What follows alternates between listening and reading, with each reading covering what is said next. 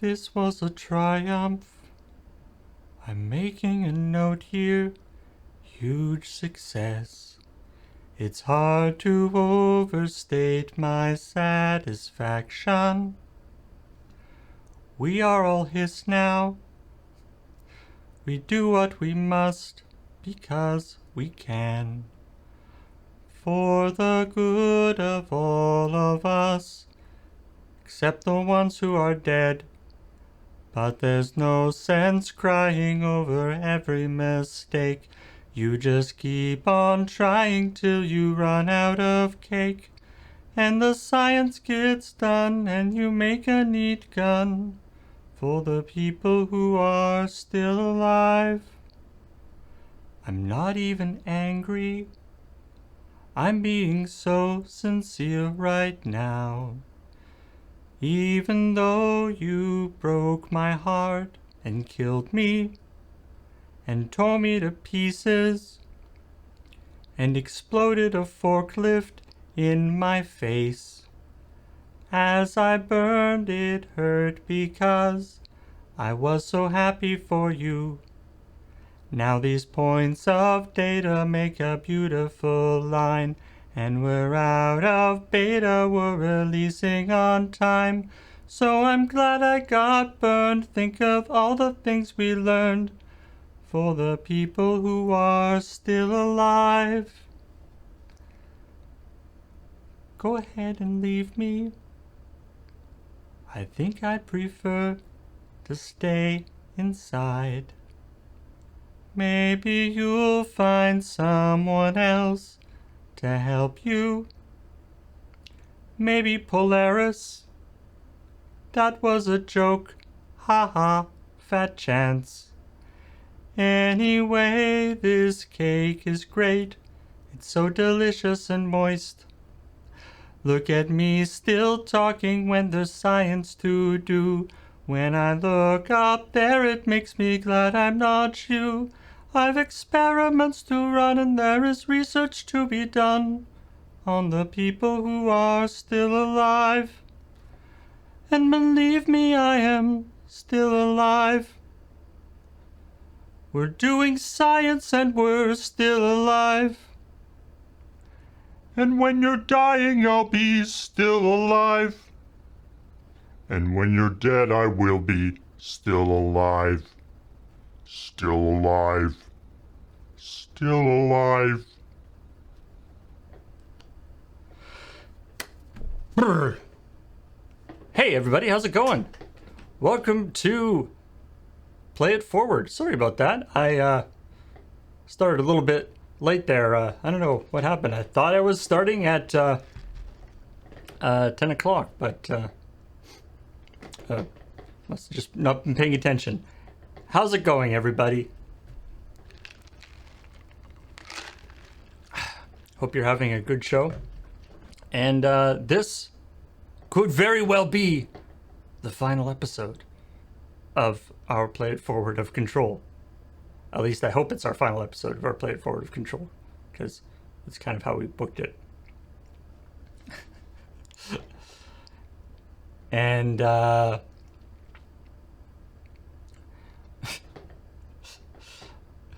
right. I won't continue the thing because I want to actually talk about for that intro. I was originally planning on I wanted to, you know, because there's, as I demonstrated at the end there is the board has a pitch changer thing on it, and so I was like, this will be great. I'll do the pitch change, you know, to be higher pitch, to be more, you know, like Gladys from the game. But then, of course, I realized that it's very hard to if you sing, when you're listening to yourself with a pitch change, and then also trying to sing and be, you know, correct in the singing. It's basically like another form of speech jamming yourself. Because you're trying to hit a pitch, but you're hearing a different pitch in your ears. It's very weird. Anyway. Yeah, there's all these effects that this board can do that we don't really use very much because they're mostly silly.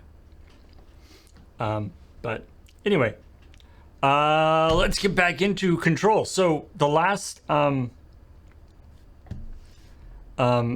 episode was the end. We got to the end of the game in the last episode, in the sense that we started watching the credits and blah blah blah blah. But of course, that was all a ruse.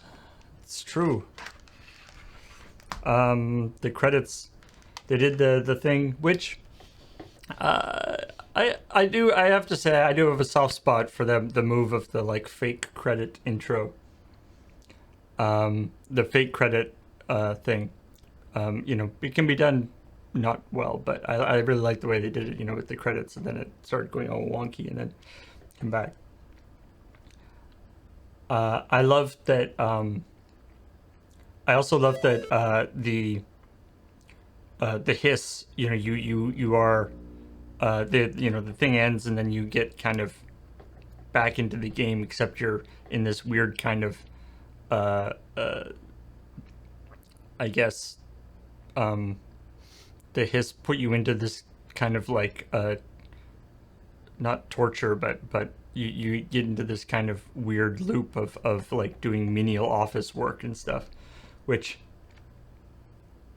is funny. Like I love the idea that the hiss, there are this sort of these cross-dimensional incursion beings, and when they think about like when they're doing whatever, trying to break your brain and doing something horrible to you, what they figure out to do to you is make you do menial office tasks, repetitive things like having to deliver the mail and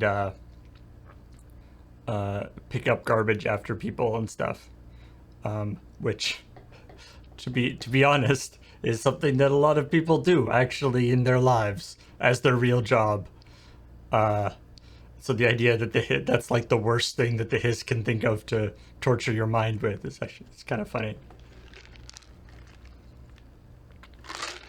I guess that's what they were trying to do.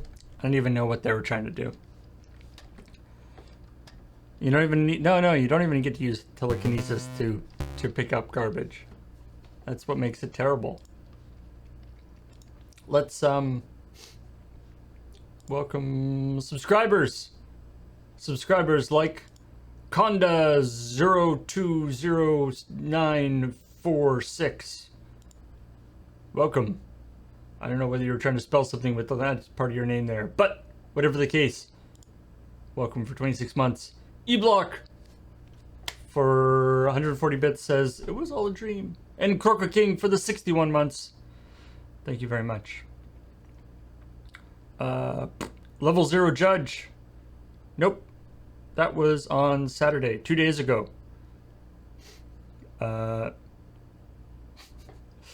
So, I guess your level 0 judging capabilities are not required. Sorry to make fun of you, but it is funny to ask that with that username.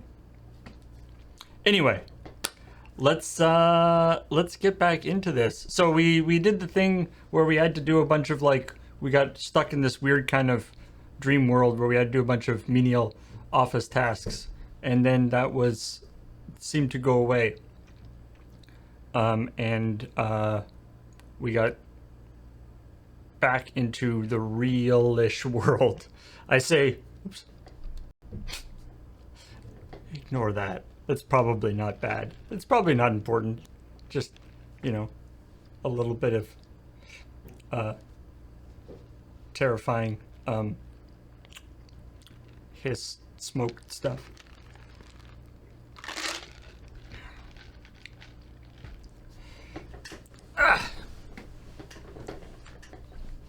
So let's turn on the sound, which is not much. And so yeah, we came out of the mind control thing, and now we're back. And frankly, I don't know how much game is left. We might get into a situation where like we come back into this and then I beat the game right away, and then we're and so then I guess we'll do some side quests or something. But let's see how it goes.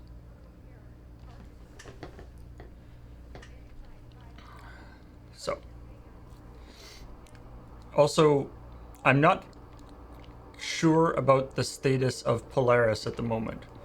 Polaris was our head friend who seemed to be helping us out, although possibly had some motives that we didn't know very well. And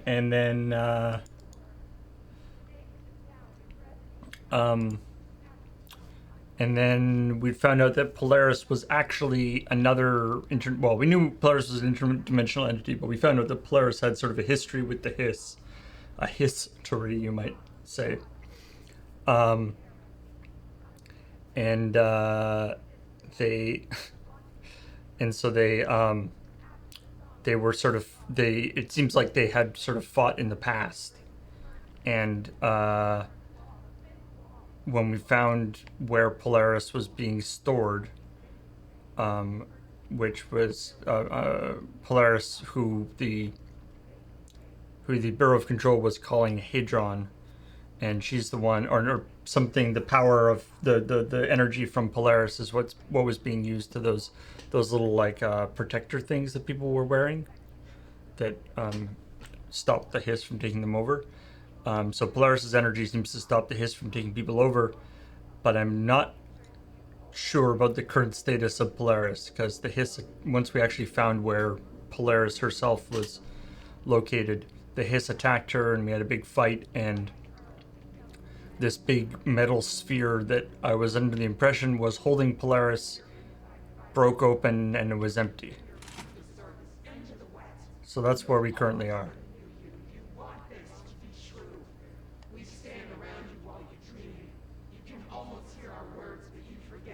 Also,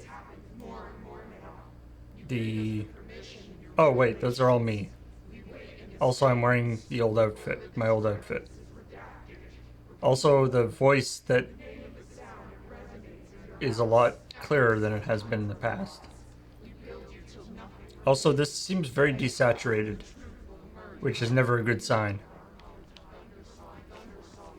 I feel like we might still be in some sort of dream state here.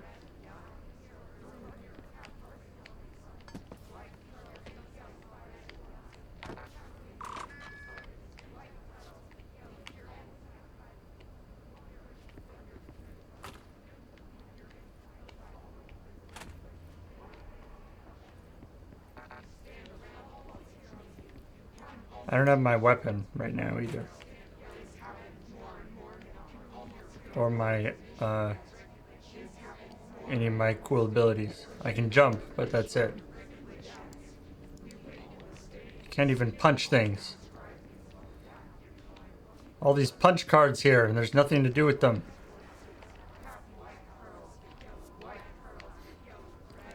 I was happy that made it into the stream highlights.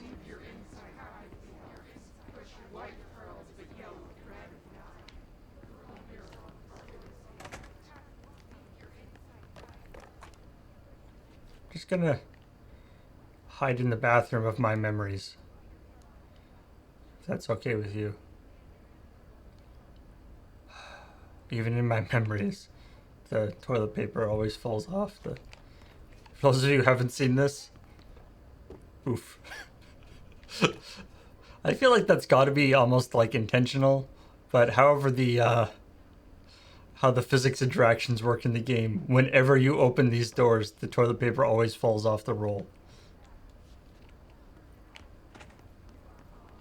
Which I kind of like. So no matter how things change, sometimes they stay the same. The toilet paper always falls off the roll. Okay. We're back to having whatever his name is, the old director being in charge, or being his picture on the wall.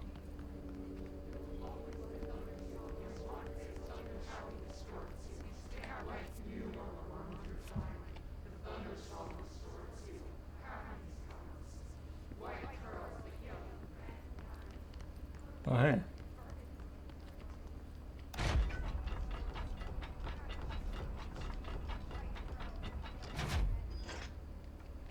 Oh, hey. Somebody floating who isn't me.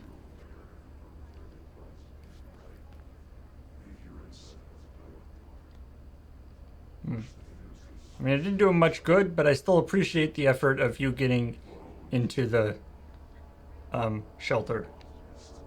Good job, guy. Sure, it didn't actually help you right now, but, you know, it's good effort anyway. It's important not to get into results-oriented thinking when you're about, you know, getting into safety shelters. Just because it didn't work this time doesn't mean it was a bad idea.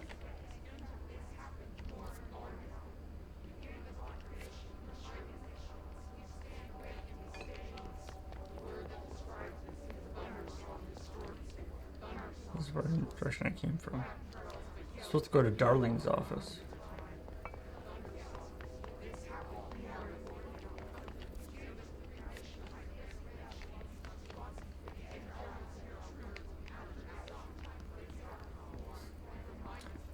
Blue Chloroplast, if this is your first time seeing the game, this is not a great time to jump in, probably, since I'm currently in some sort of dreamscape. So whatever you see right now is not actually what's happening.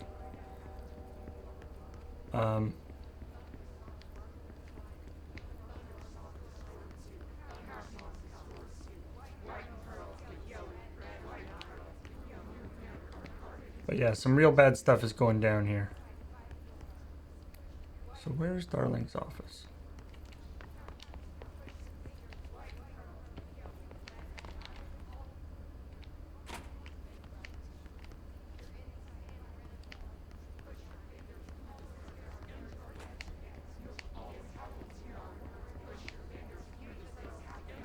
He's not the director. I mean, the director's office is where he came from.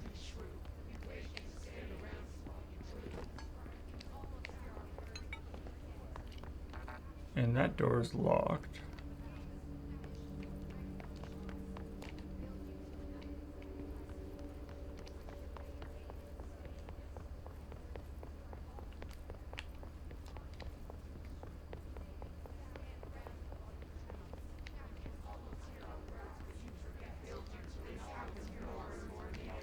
Oh.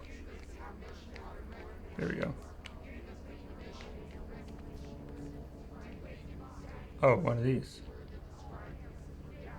You're gone. Dead. I can't feel you. I can't. This is what Dylan wanted all along. But there's something. I can feel it, but I don't know what. The motel is a place of power, of change, a place to pass through, connecting everything. This is a dream inside my head. Why shouldn't it take me anywhere I want to go? The Ocean View Motel. It's a place that connects everywhere except, oddly, the ocean.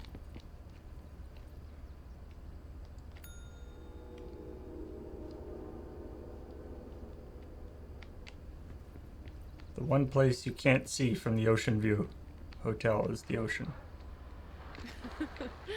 Really?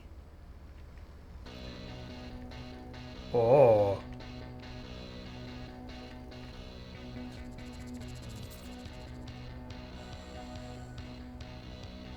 Oh my god.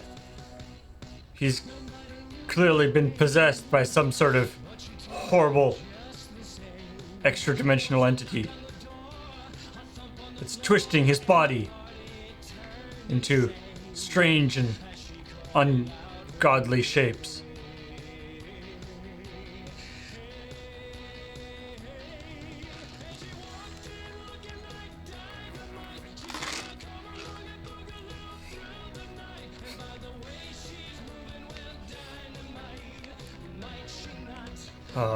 This is horrible.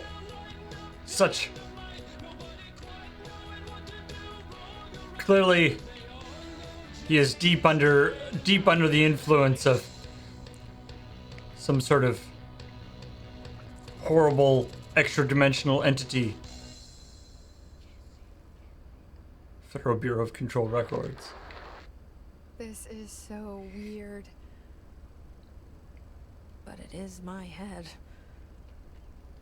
You're such a weirdo, Jesse. I'm concerned I'm gonna walk into one of these rooms and there's gonna be like, you know... Oh, here's a door that has my face on it. Hi.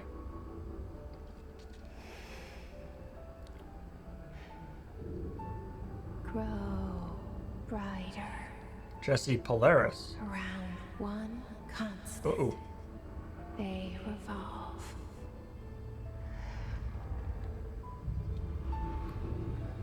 Hedron is dead. But you're alive. Here. In me. Man, if you like Polaris so much, why don't you marry her? Hedron put you in our heads. And then you when we become met Jesse her. Polaris. Maybe you were always there. And she was just trying to teach me how to trigger you. Maybe I'll never understand. Maybe I don't need to. Trench was the first to be corrupted by the hiss. Slowly, over the years. His need for control only made it worse.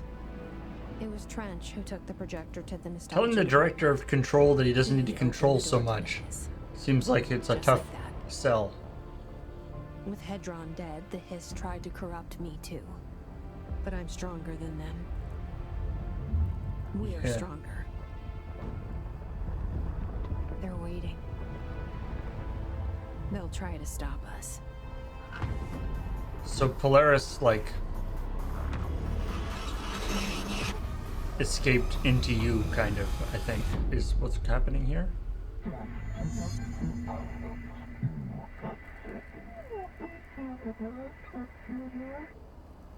Still don't know what the board is.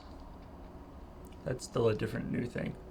Also, I have weapons and moves back. Which means, which is like yay, but also that means that obviously I'm gonna have to use it.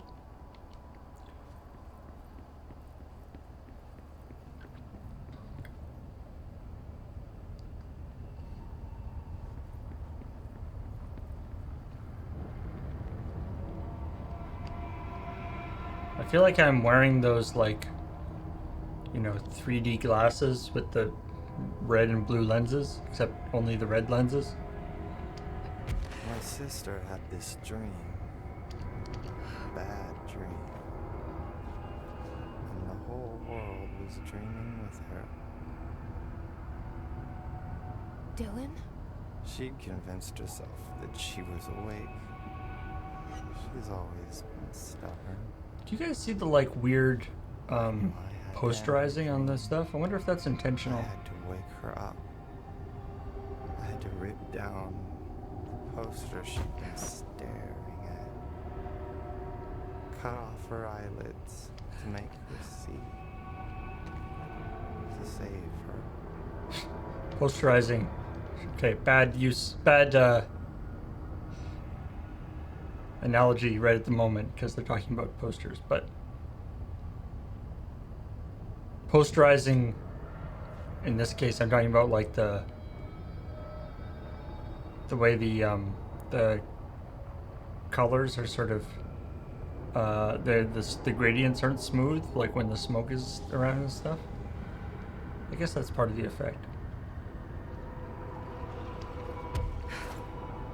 They seem very enamored with the, like, Shawshank Redemption poster analogy, but... Oh! I don't know if that's quite the...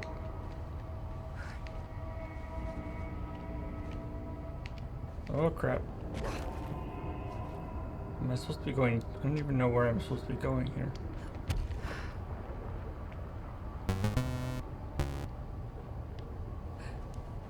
What if I drop down?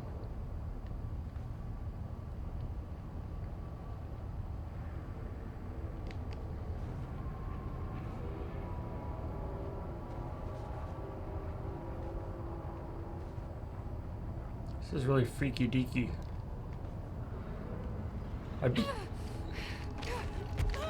Ow! Ow, ow, ow, ow!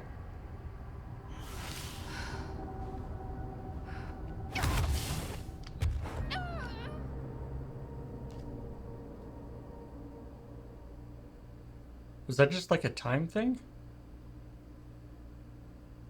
I just have to move faster? I don't think I hit anything.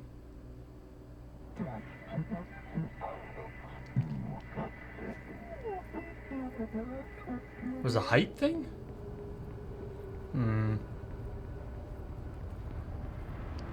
My sister had this dream. A bad dream. And the whole world was dreaming with her. Dylan? She convinced herself that she was awake. She's always been stubborn. Guess that wasn't the way to go? I knew I had to end her dream. I had to wake her up. I had to rip down the poster she'd been staring at. Okay, Cut there's the off thing. her eyelids to make her see. To save her.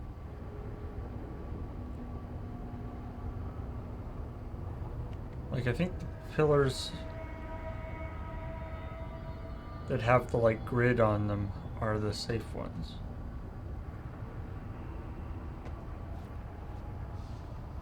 Maybe. See, there's some that aren't moving. I guess it's not the ones that have grid on them, but the ones that aren't moving.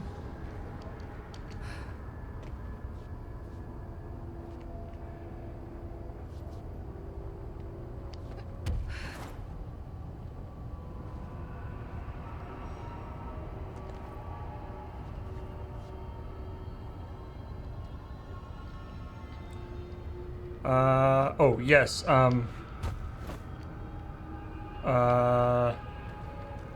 Dark Morford asking about the schedule for tonight. Yeah, we originally were thinking about doing, like a Fighting Fantasy Dice Friends with, Adam, but, we decided to, do Persona 5. He's gonna do Persona 5 tonight instead.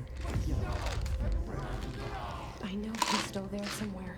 Because he didn't get to do it on the weekend. Locked inside. I know, because that's how it was for me. Ah, right. So Polaris might also be inside Dylan.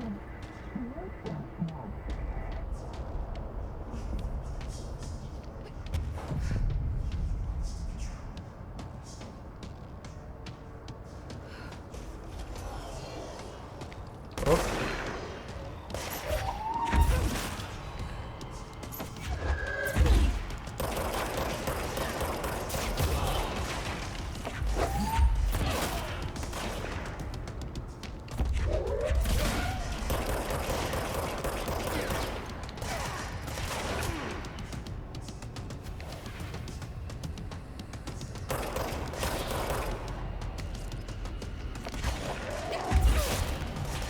That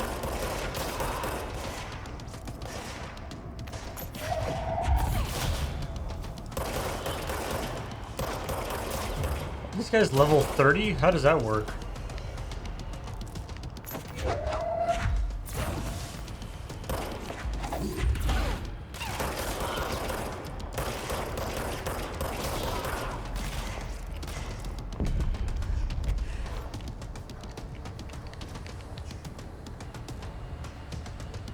The 30, when they're not actually any tougher than regular guys, doesn't really make any sense.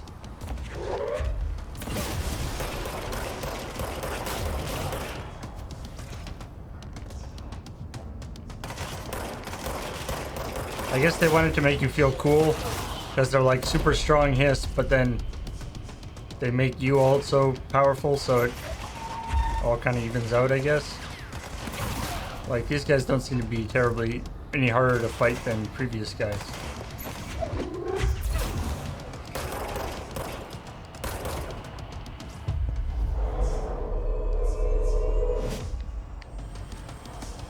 Come on, officer ID for whatever.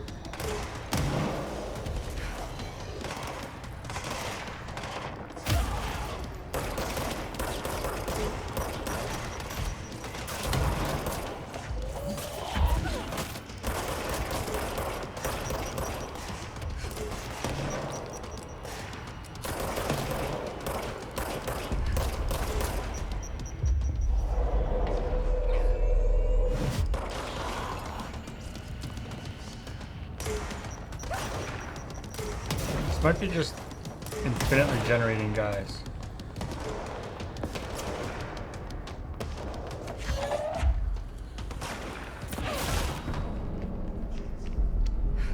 Oh, or not. Or maybe I just finished it. I feel like when I'm done this place, when I'm done this section, everything is gonna look blue. Just by contrast with the constant red.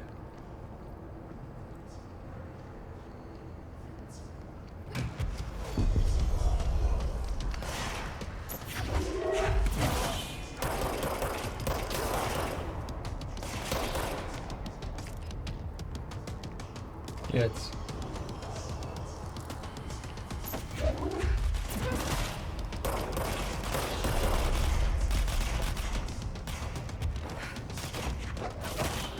Hee. The level 30 thing is cool, but like... I don't know. They should have done something like you have to... Like you fight, or you try to fight like one guy who's level 30 and he just totally kicks your ass and then Polaris powers you up or something. To just do it straight...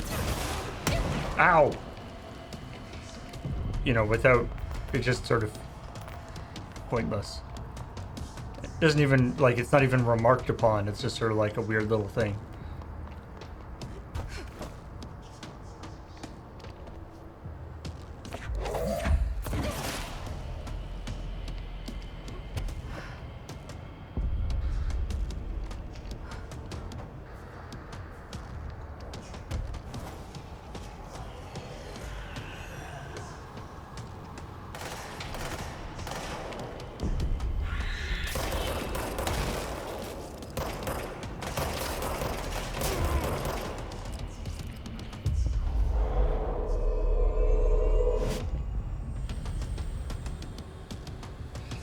There's a neat bit in, I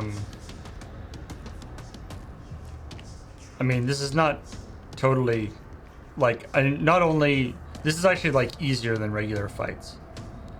Like, as if they're even lower level than I have been fighting. This reminds me a little bit of, there's a neat part in,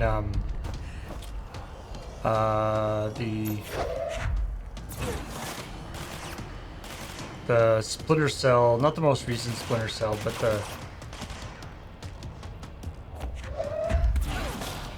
I forget which one. Right, this guy.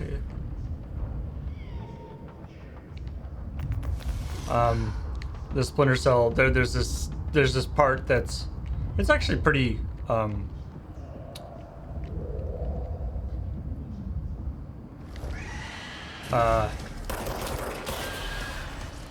it's actually, you know, fairly heartfelt when Sam's, like his daughter gets killed. And then there's a section where you just basically get, you know, he's like, whatever, goes completely nutso, out of grief or whatever. And, you know, your abilities that usually require a cooldown and all this stuff don't anymore.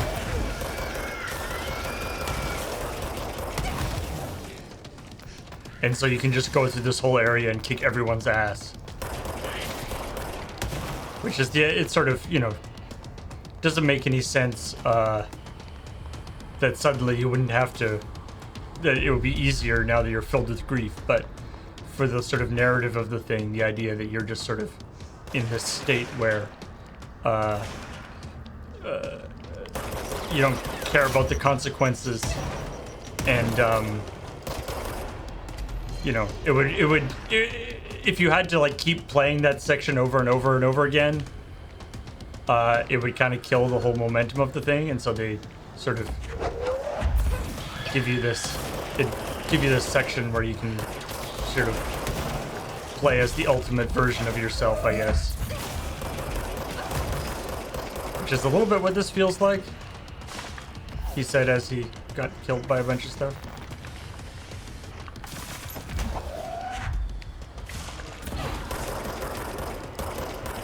I mean, this is actually starting to get fairly serious. This is not just a walk-in or whatever.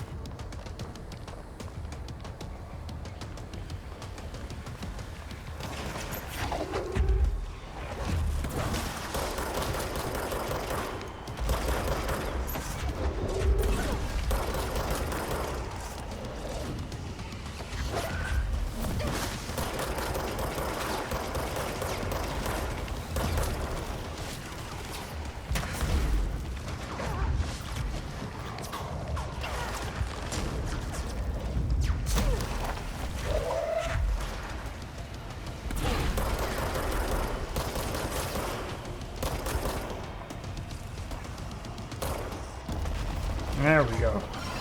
Nope. Why can't I take you over?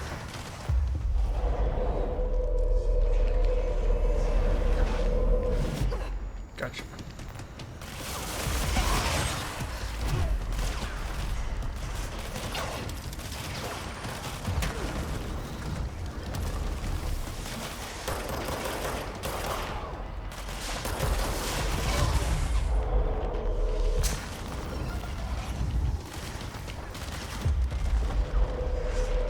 It's annoying that the switch weapon button and the activate button is the same button.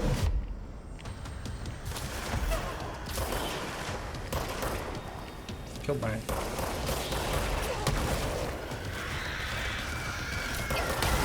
Ow! Damn it! Really ran into a guy there. Oh, that's unfortunate.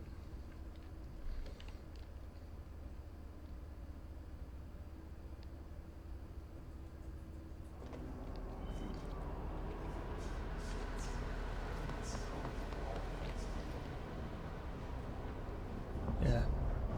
This color is starting to get to me. Like, it's just not pleasant to play in.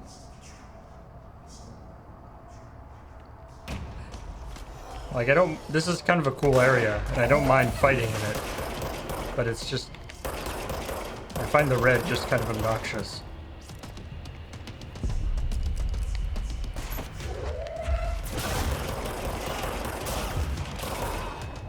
It's like,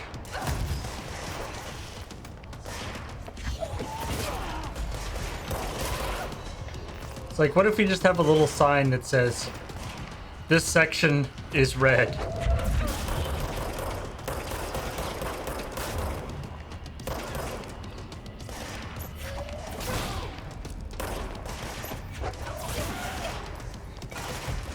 But you know, you don't have to be looking at it all the time.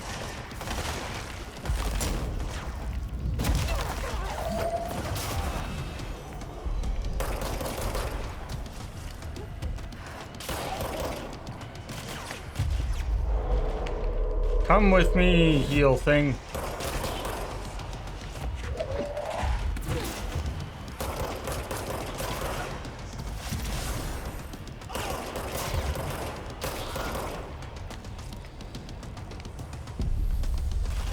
Are we getting anything for killing these guys? Yeah, we're getting XP and stuff, but we could. I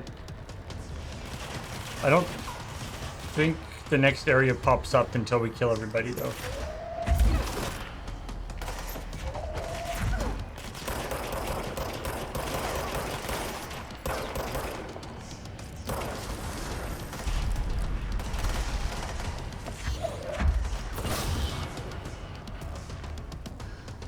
Also, health comes out, which is nice.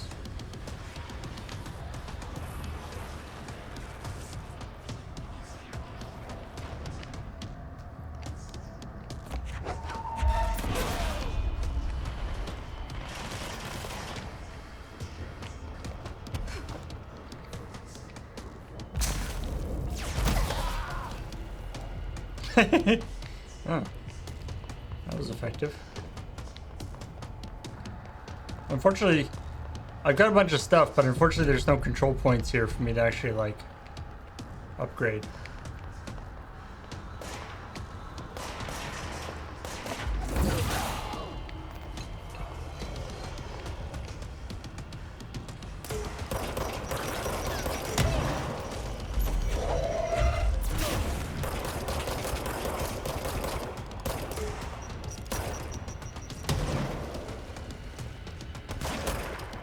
This reminds me a bit of, like, you know, the thing I was saying about, it's like, I wish they would just sort of say, like, once you've established the red background thing, maybe not have us play in that all the time. It reminds me a little bit of, like, in a book, when they have a character speaking in dialect. You know, somebody with, like, a thick accent or something, and they actually, like, write it in dialect. That really bugs me. Like, if they just say, he has a thick Scottish accent, that's fine. I can imagine that. You don't have to actually, like, write out the Scottish brogue.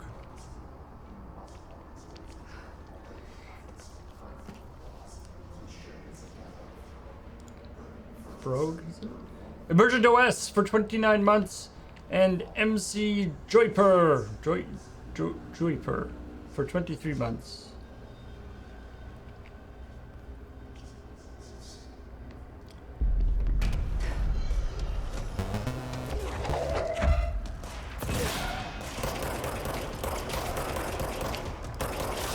Also the fact that it didn't actually, like in the past, when I've died, even if I checkpoint, even if, like, the checkpoint is before, is, like, back, the guys that I killed will stay dead, whereas that clearly has not happened this time.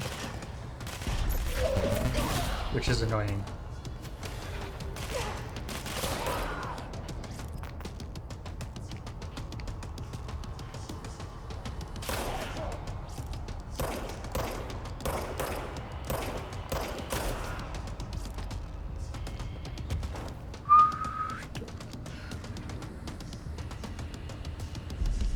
I'm glad I didn't do this bit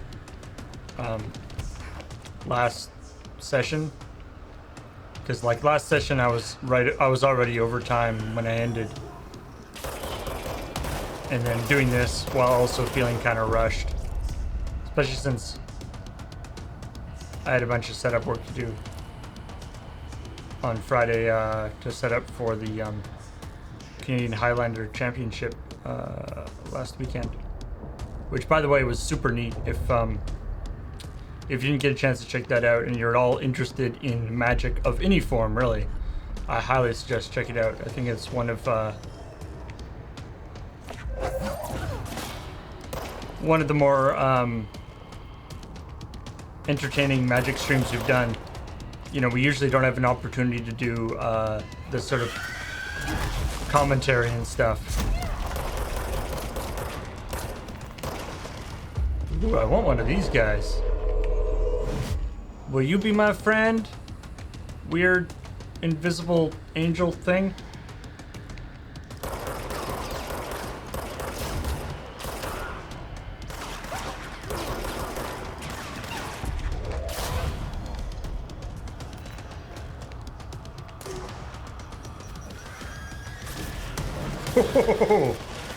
I like him. Oh, he's gone now.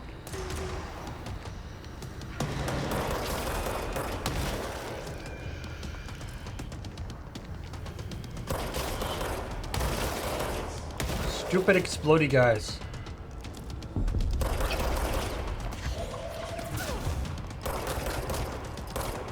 I've made my feelings on enemies that explode when they die very clear. Not cool.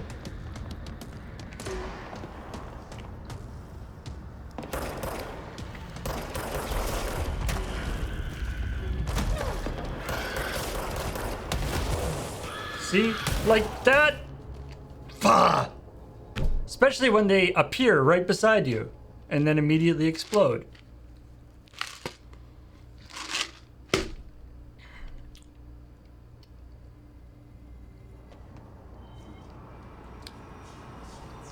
That is a large chunk of bullhunky. Okay. I'm right in thinking that the next section doesn't pop up until I kill all the guys, right? Let me just quickly double check that.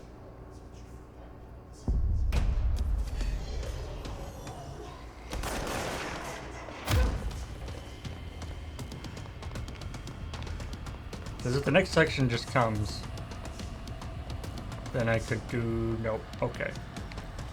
Nope.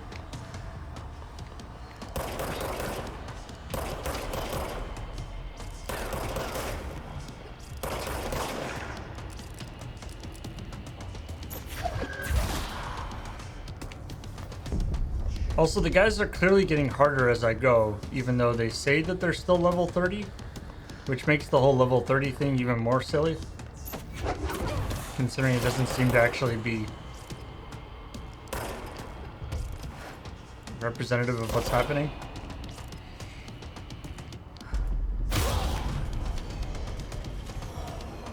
Okay. I'm not like super...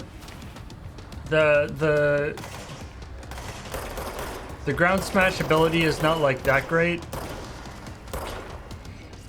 but I will admit that it is very satisfying when I can actually pull it off.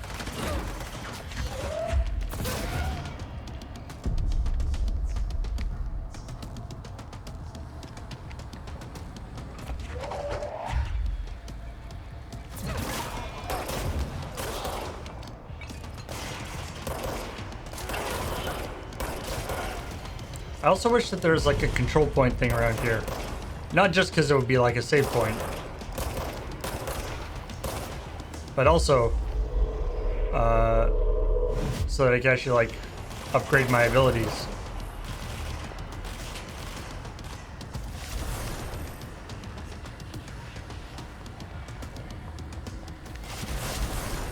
It sort of makes picking up all this stuff, all this getting all this XP and picking up all these, you know, Jesus, that was surprising.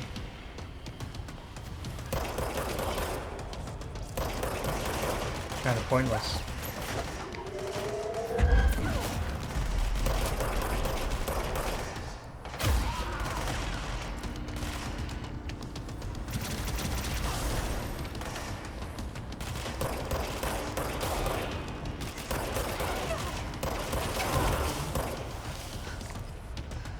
I still think this is... I guess I could try different guns, but I feel like this gun is working pretty well for me. Like the...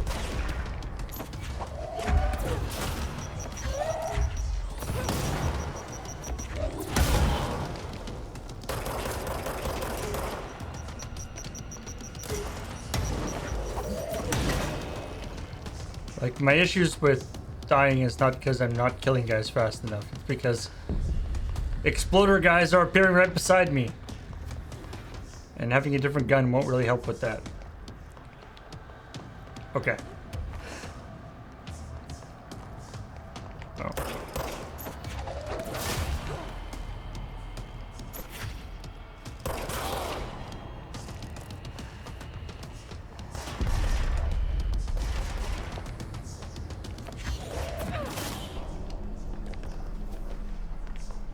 Next.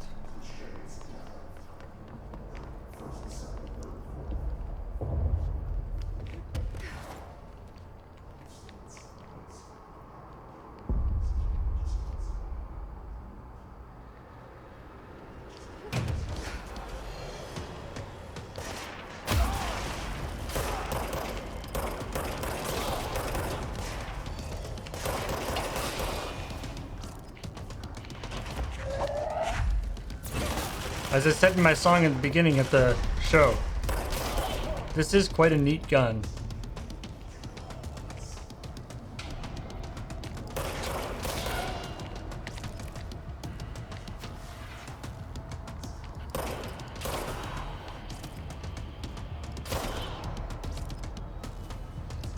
The difficulty curve is kind of weird here. Like those guys I'm hitting and I'm killing in like one shot. Anywhere on the body. But then I'm getting to other guys which are way tougher. And they're all kind of mixed together, which is odd, and all called level 30. Which basically makes the level thing pointless.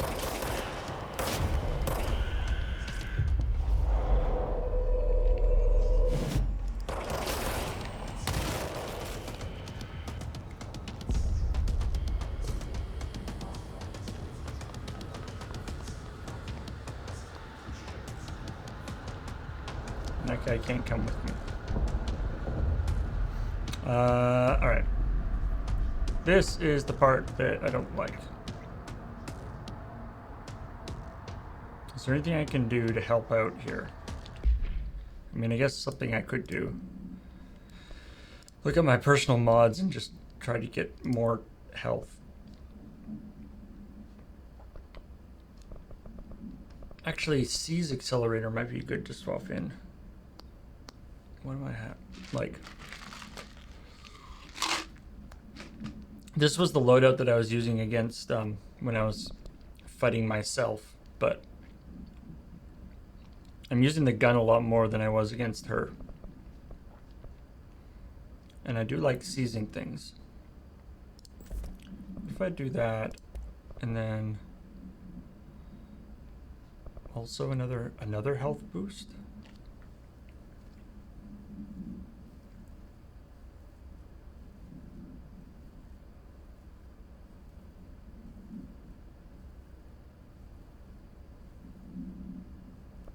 Or there's also the like health recovery pickup.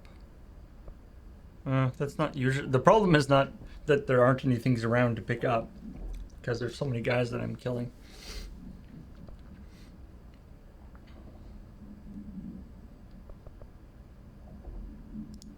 It's like another, so double health boost. It's not quite as high level, but.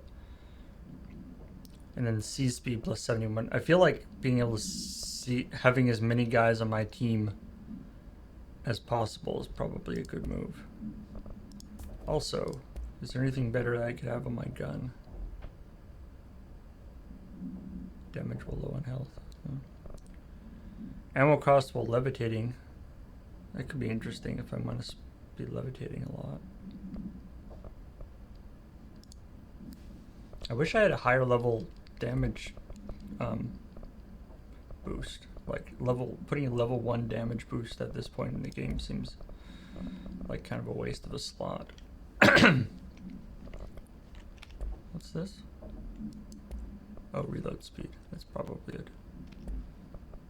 I mean, it's still plus 22%, which seems good, but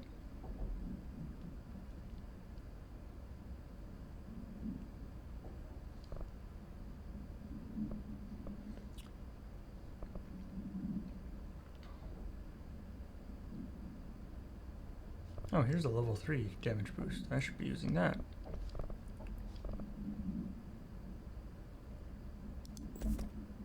I mean, so immediately there's a big damage boost. A big damage boost. And I can up my reload speed from plus 16 to plus 19. Now, Pierce is the other weapon I've got equipped right now. Although I haven't been using it.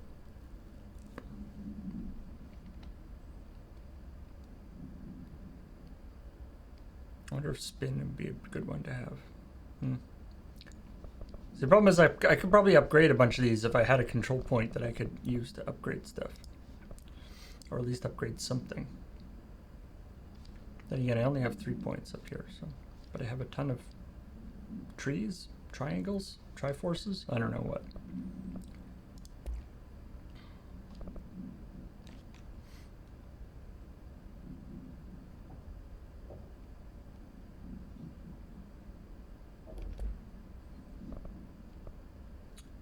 Yeah, charges never worked very well for me. Shatter's good for the close range, but then of course if I kill one of the exploding guys at close range, I'm screwed anyway, so. Let's try for this. More health, faster Cs, and more damage. Oh yeah, I like that. Oh yeah, you can see my health bar. Whoop. No, you can't. See, my health bar's longer. My health bar's longer. Okay. So I'm gonna try for seizing guys, because I've got a big advantage on seize speed.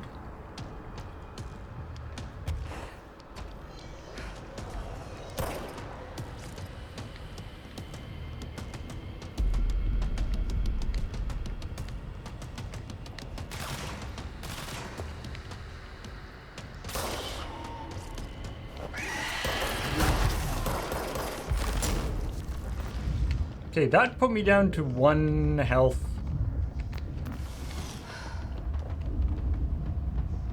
Even though I have more health. Which is annoying. Where's the guy?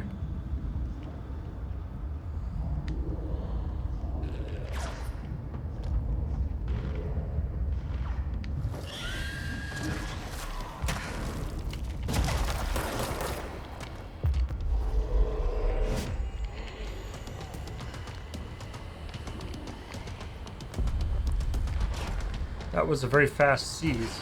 I like that. How about I come up here?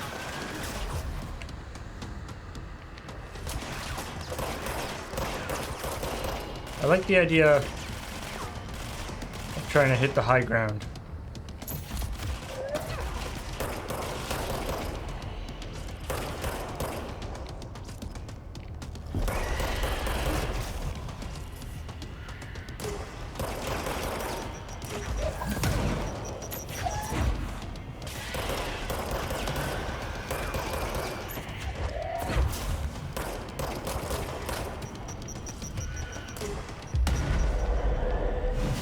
Yeah.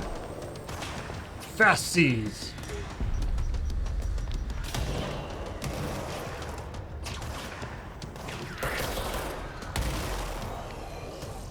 Also, I gotta work on my dodging.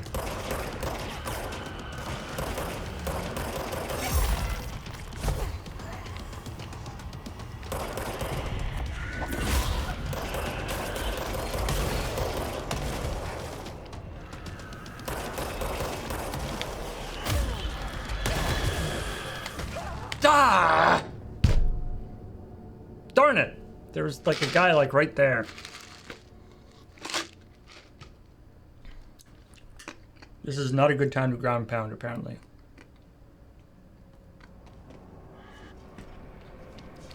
I think. Okay, my loadout is still the new one. Let's stick with that. In that case, like I was ground pounding there just to move fast to get out of the way of the other guy that was coming in. I didn't actually intend to hit that guy, but then there was a guy there, which I didn't really expect.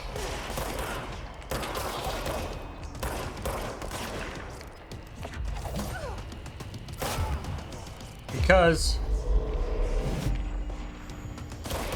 the red filter and smoke makes it really hard to see things. And even if I can see guys, seeing actually what type of unit it is difficult.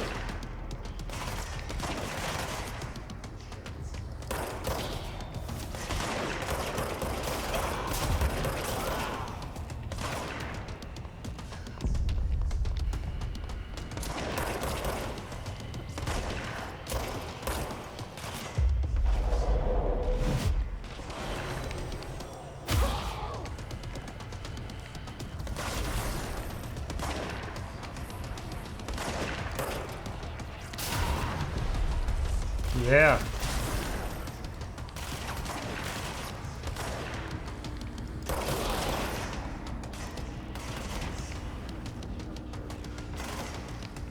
So check that out. The sphere is healing my seized guys, which makes them stay seized longer.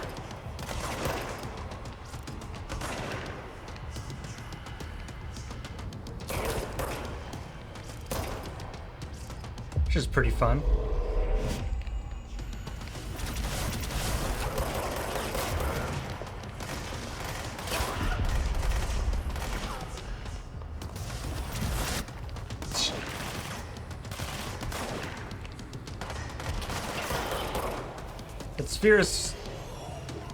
The healing sphere is great. The way it moves around is a little bit concerning.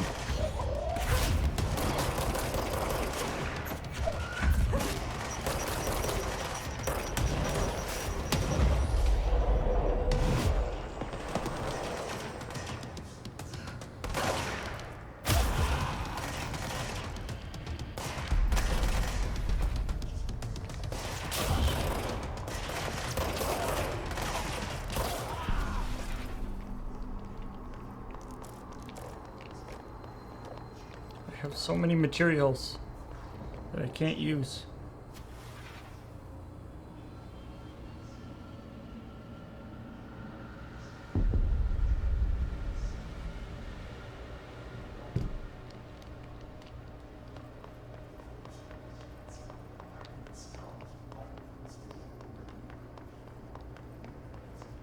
Even if they don't want to give you if they don't want to give you a control point, because they don't want to give you a save point.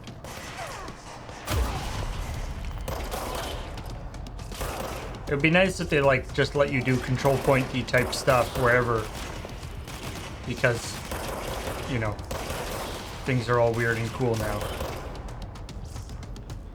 Just to make there be some point to you collecting all these materials. Otherwise, why bother giving you materials? Maybe there'll be a control point at some point. At the point.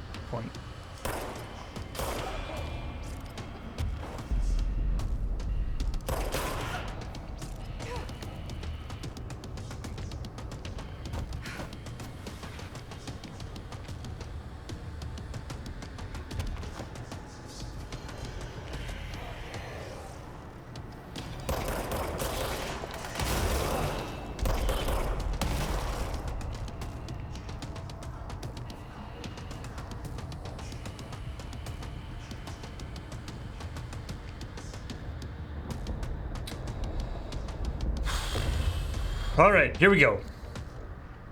Eye of the Tiger.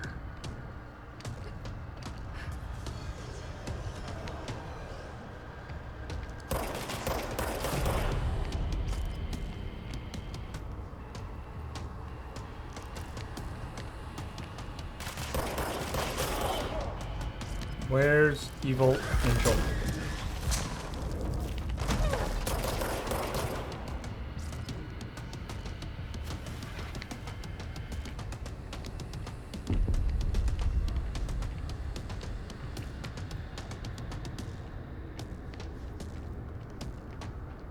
There he is.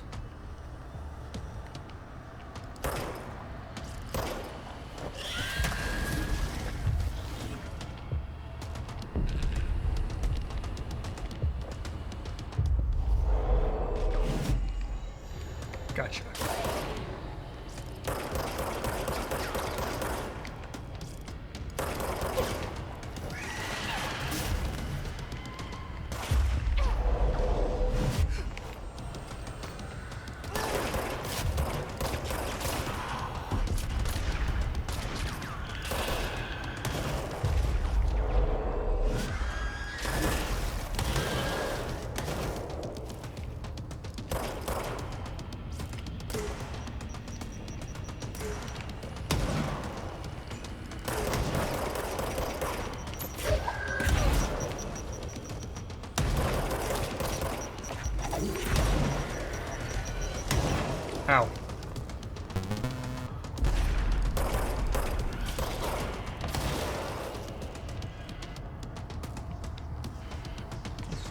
try and stay... Keep the old mouse on a swivel.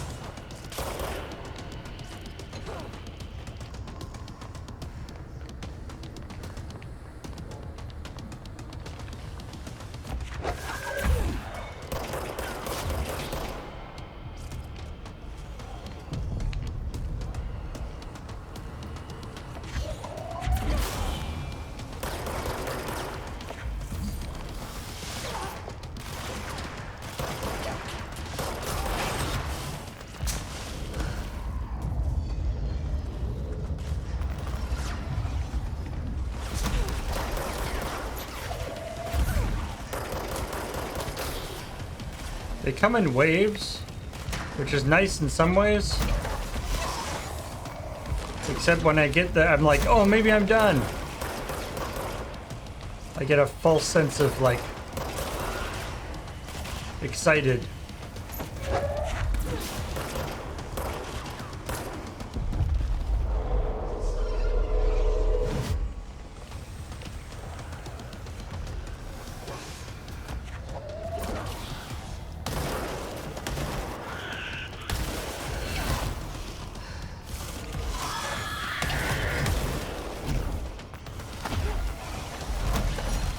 That was super sketch. Still doing okay.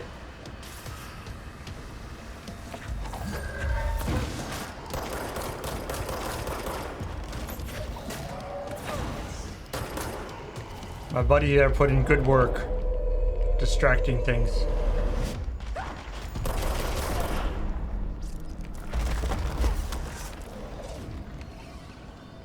The music stopped. I think we're good. How are you feeling, Senior Operative ID SD725?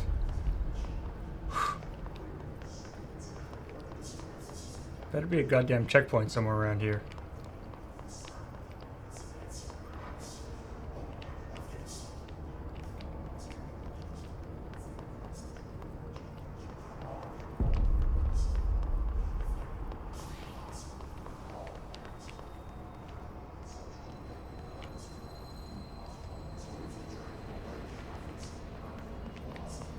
I don't even know which way is forward here. Is it over here?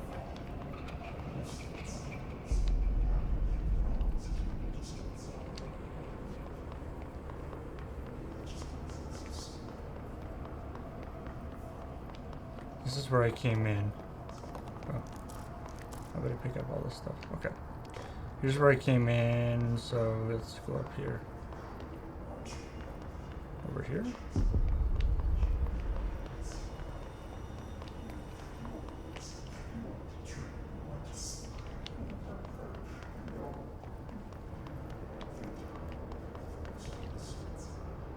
Oh, this way.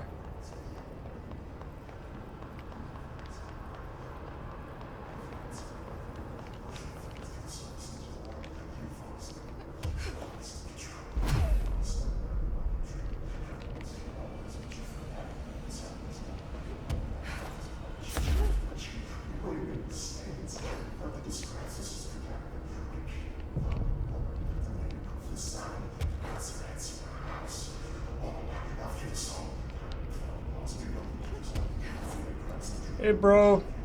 Mind if I, pop in for a little bit? I know you look busy. Maybe I'll come back later.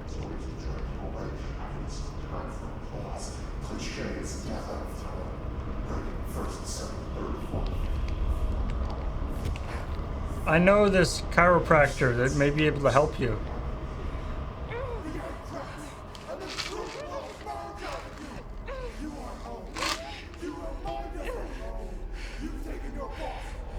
Yeah, Polaris. Whew. All right.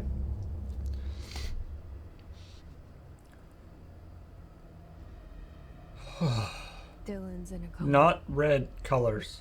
I don't know if there's anything of him left in there. If I'm he'll just- ever find his way back. I feel it's like physically The relieving portal's been closed, but the hiss is still in the oldest house.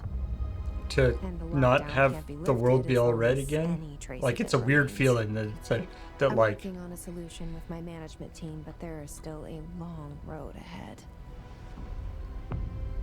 I'm the director of the Federal Bureau of Control. We're in this together. You and I.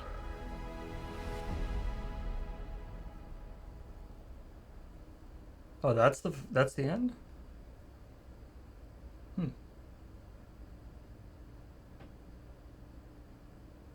For real end?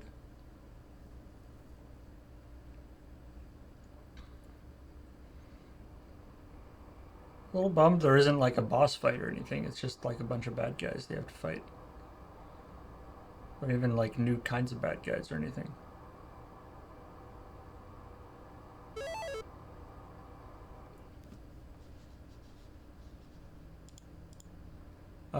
Avidus Mosh for 28 months. Thank you very much. Optimus Rhyme for 19 months. Somebody Nowhere for 56 months says button. Wait. To remember what's button. You know what? I'm gonna use that. I feel like there's one of the buttons on the Stream Deck also plays that, but I've forgotten which one, and if I push the wrong one, it'll make a bad noise. The Maricat, 500 bits. Ooh, got back here just for the end. And Polaris has just subscribed thanks to the Maricat. Great. I feel like Polaris could have a Twitch account.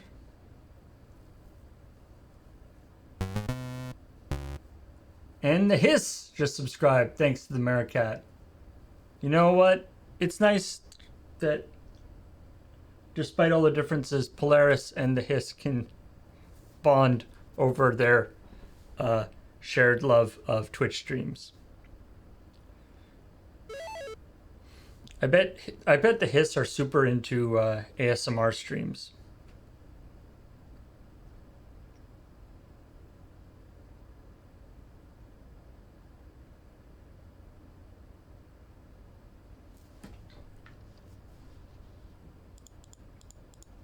I guess there's probably music that's supposed to be playing here, but I have it on no copyright music.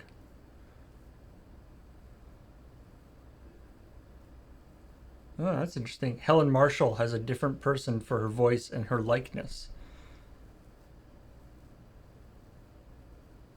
Live action crew.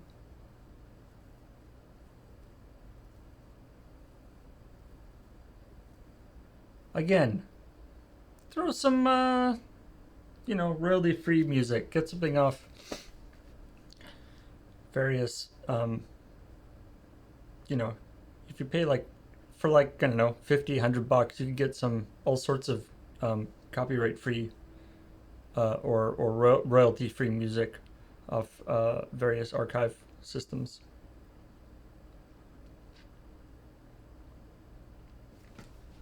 Here. Or,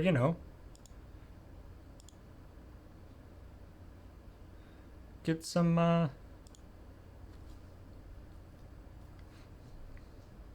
big giant circles.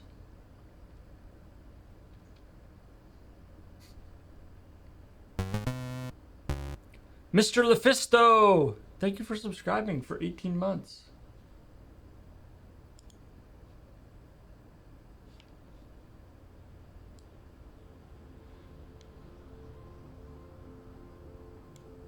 I always say that I really like this song, the Rose in a Field. This is Rose in a Field by Big Giant Circles, you know, which I'm sure many of you have heard before in our intro stuff and various things. I feel like sometimes I should take it out of the rotation though, because it starts so slowly that I often, you know, that it starts very very quiet, and so I'm not sure whether it's actually like playing properly or not.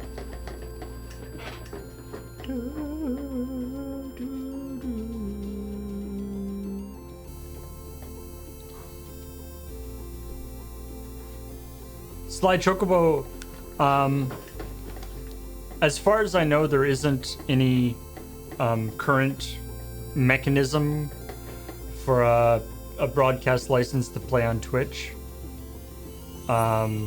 Just because like the legal framework and or various organizations involved, the Canadian Broadcasting or the Canadian Music or the MPAA or, you know, whatever, are not really set up for modern systems. That being said, there are a couple of services that are working on that kind of stuff. What's the one called that we've used before? Pretzel. Pretzel's a music service that sort of is kind of an interesting idea, because they sort of market themselves to streamers specifically as a source of music that won't get you muted, which seems like an interesting idea. We've used them a little bit on a few streams. It also, yeah, it's got the Miracle of Sound. It's got various other creators on it, and they're explicitly set up as. And like they say, like if you get your VOD muted or get a claim against it, tell them and they will deal with it. Like they're not. I mean, it's not like a guarantee, but it's explicit in their setup. They've got like a free version and like a monthly, and like a subscription service. I don't know. Maybe at some point it's something that we might look into in terms of subscription thing.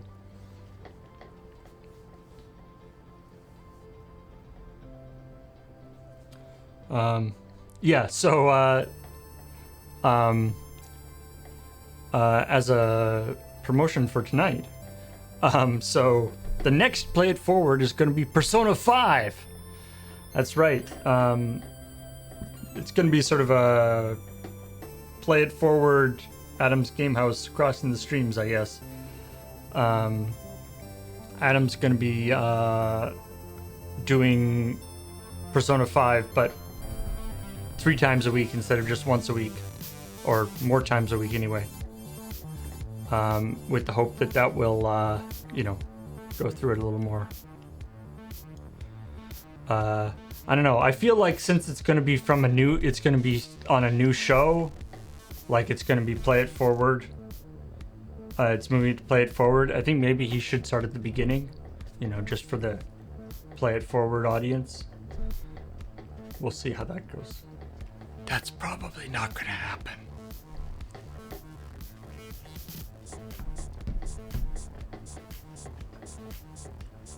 Oh, the Heroes Tango. So, like, what's with the janitor? We never kind of figured out what his deal is.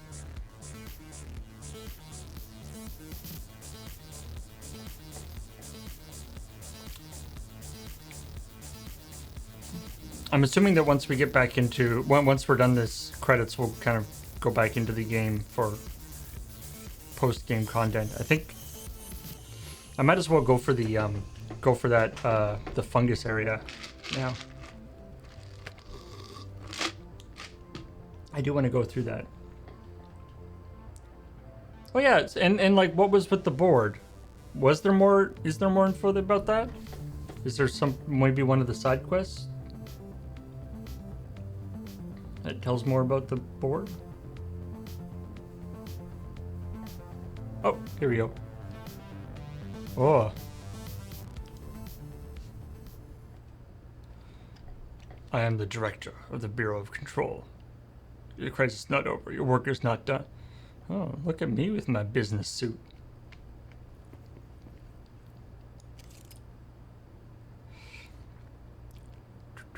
Fight the ongoing hit threat. Search dangerous depths for classified Bureau secrets and hidden clues. Okay, cool.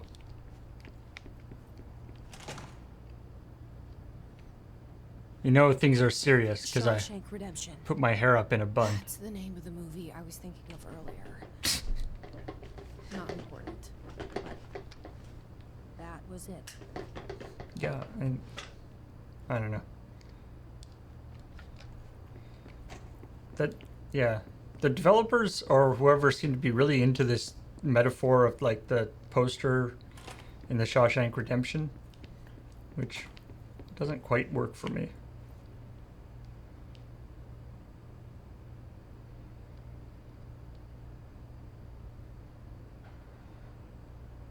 I feel like her...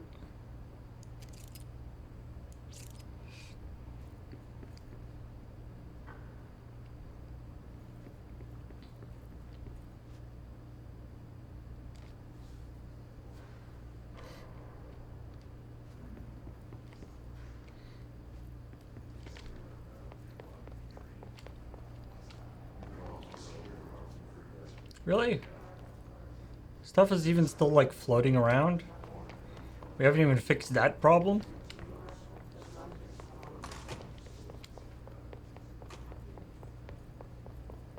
I would have thought that would be solved at least.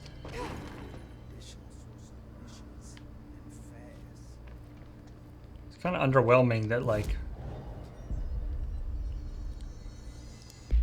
Outfits. Director suit.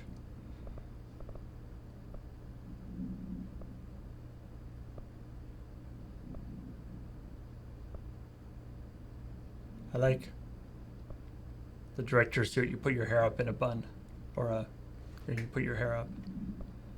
I like the asynchronous suit better. Board countermeasures. Cool.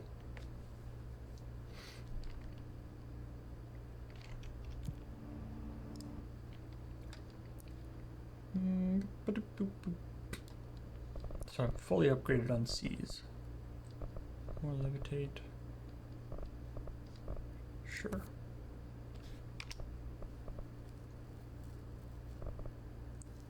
Trying to get a little more shield.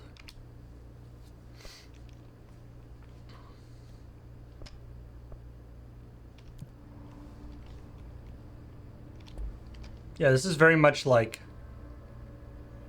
we are in the future now. Any luck finding the armory? None. Looks like it got shifted. We have rangers checking each sector.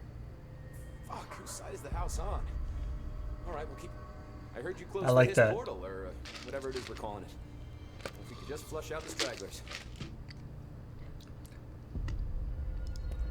So, what's next for Simon Breach? I like that. First off, I'm It's banning like, all all right, go stagger get. changes. That's it. It's like, all right, Seriously, though? let's go down to the armory and get some weapons. So the armory is gone.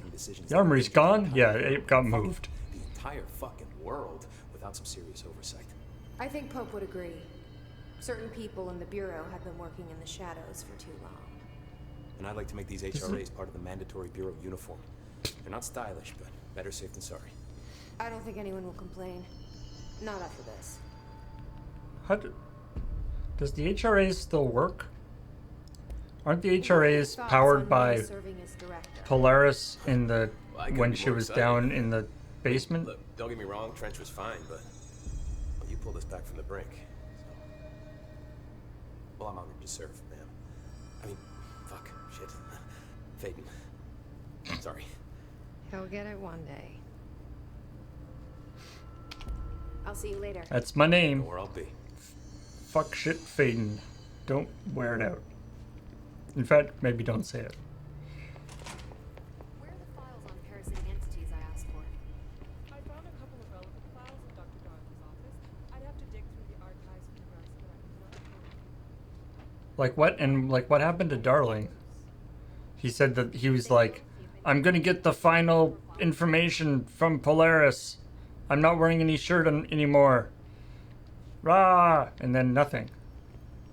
Like it felt like he was gonna be like all warped and be like the final boss and be crazy, but no, that just didn't happen.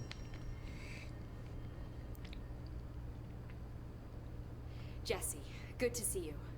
We've got Dylan situated in his containment cell like you asked. I've got medical staff running tests as we speak, and I'd be happy to walk you through the details later. Other than that, what's next? With the slide projector turned off, the hiss are shut out, but we're stuck with the ones already here. We can't lift the lockdown until they're all eradicated. If any hiss ever got out, that would be the end of everything. If we kill all the hiss, do people stop Eliminating them floating? all will take time.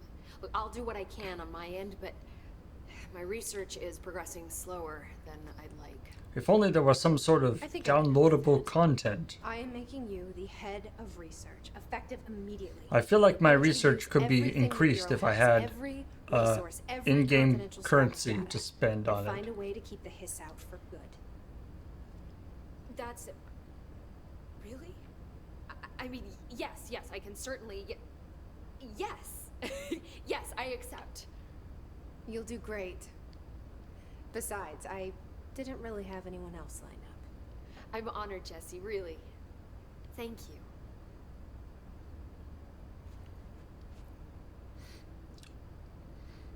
Nice thing about being the director right now is that like the previous director was taken over by the hiss and allowed them to come into this dimension and almost destroy the entire reality. So like the barrier, the measure that I have to work with is quite low, which is nice. Do you remember Mr. Tomasi, the head of communications? The hiss he was changed into showed up in containment, near the turntable. I'll take care of it. That thing's not getting away this time. I've heard reports about his particular use of language and intonation when repeating the hiss babbling. The biological and behavioral distinctions between different hiss-corrupted individuals is truly fascinating. I wonder if I could categorize the data. And she's already off on her own thing.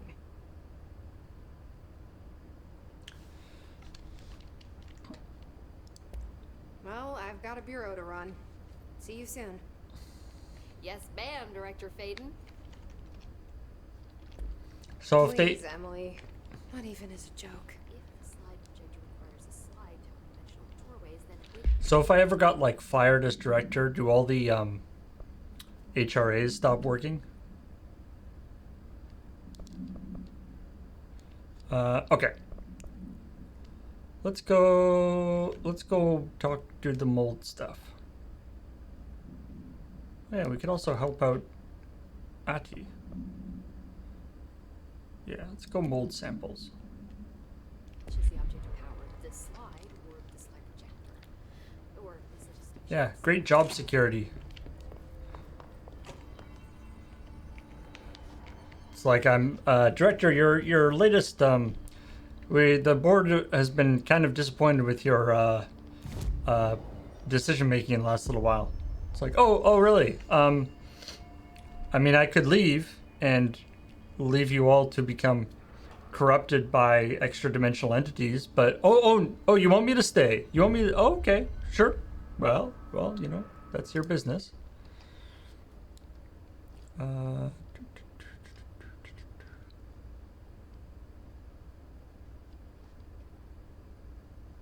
Research.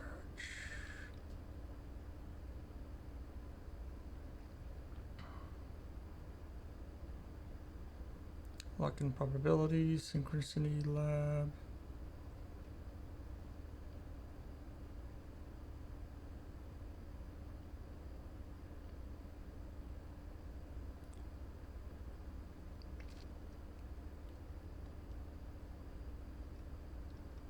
So what's the way to get down into protective studies? So it's not synchronicity.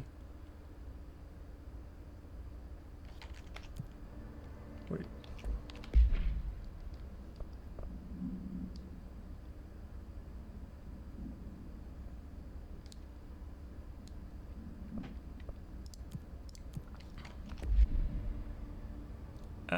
research / active threshold.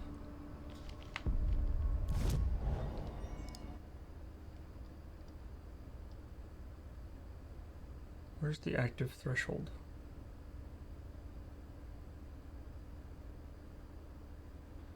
And there also are some question mark things in the map, which is interesting, yeah.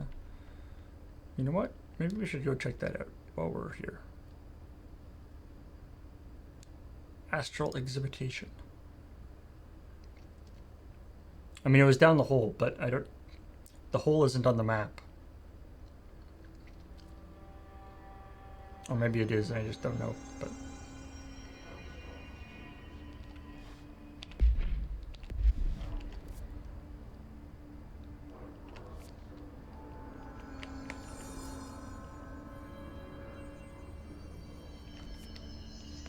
What is over here?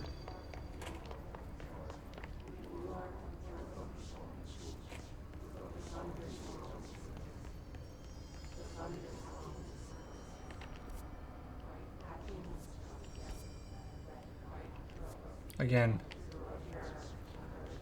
this is always the issue with the map, is that it doesn't show things that well.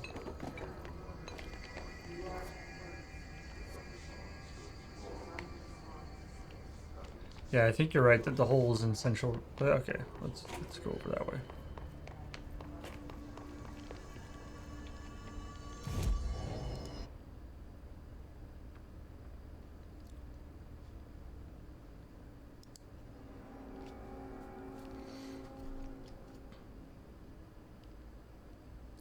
Boom, boom, boom, boom, boom, boom, boom, boom.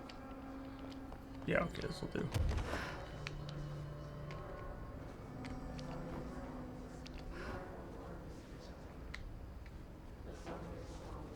Talk to the plants.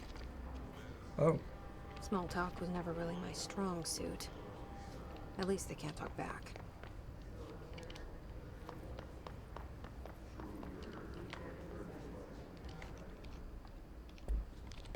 is that the, that's one of Ati's missions? You know what? While I'm here, I might as well do that. How?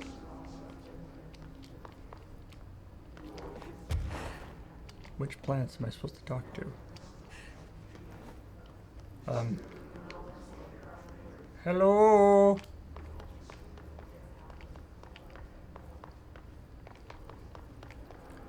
I talk to the trees. Hey, hey, plants? Oh, here's some plants. I hope your day has been productive, little plant. That really works, huh?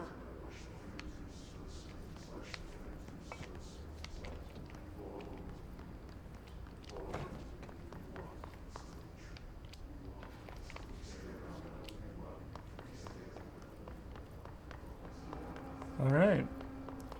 Talking to the plants actually works. It's a little concerning, but sure, why not?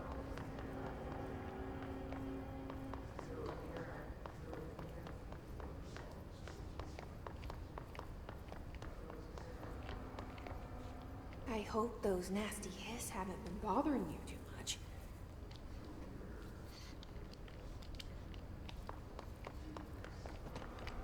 And just get on like the PA system. Calling all plants. You are all loved and appreciated. Good job growing. Doing all the plant things that you do. Photosynthesizing and so forth. You know, keep it up.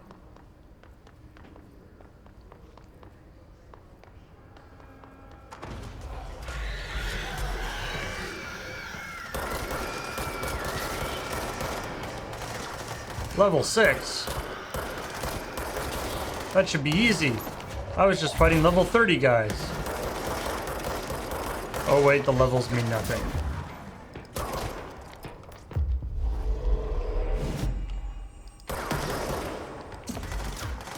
Cardboard only! Oops. Totally hit my own guy there.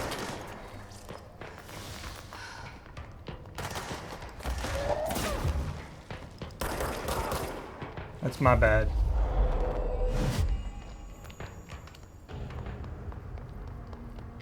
All right, watch my back. I gotta talk to this plant.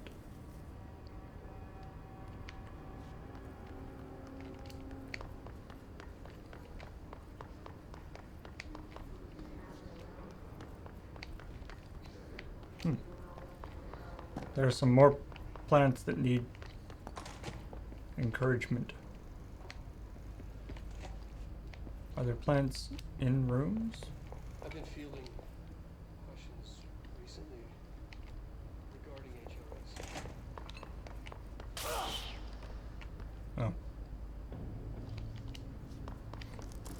Well, you did well, buddy.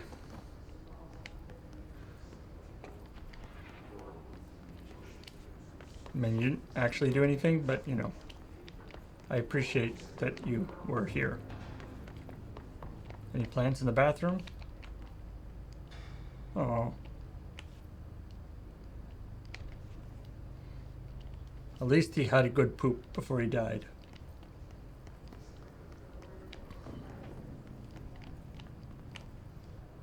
You know, we should all be so lucky.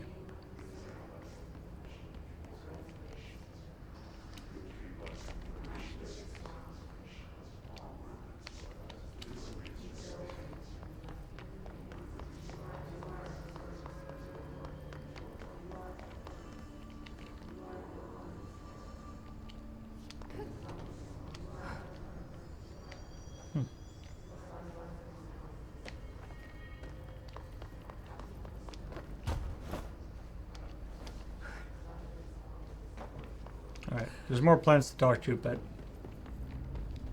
I don't really care. I want to find some mold. That's where the real action is. Who cares about stupid plants? Mold. Mold is where it's at.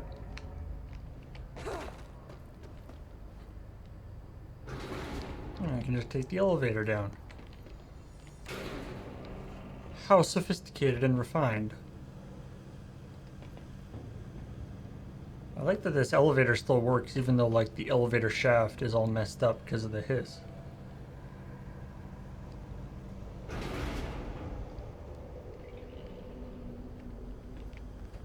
Into the pit we go, into the pit we go, Alright.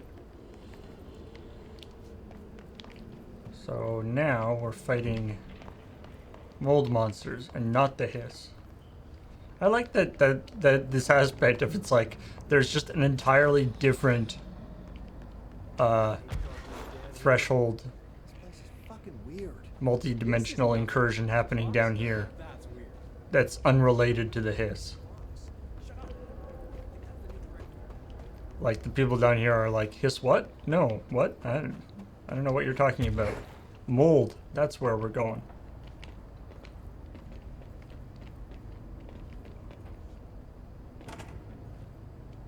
Delicious, delicious mold. Okay.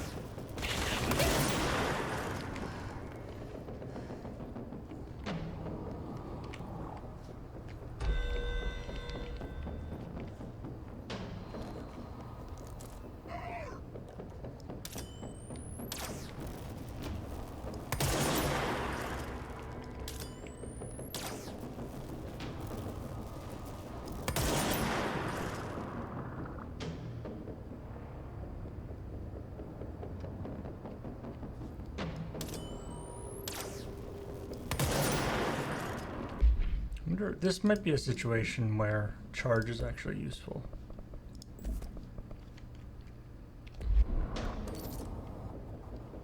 Right, there are 4 snipers in this area, which is what kills me all the time, or what was killing me.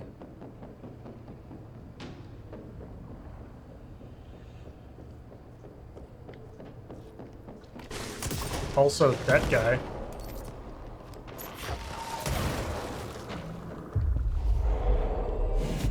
Where'd he come from?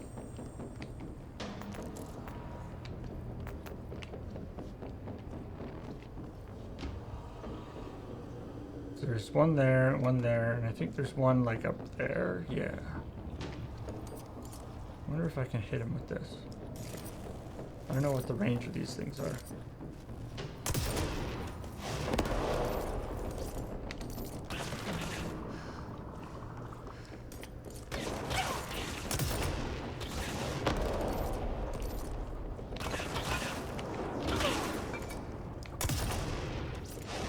Am I hitting him even?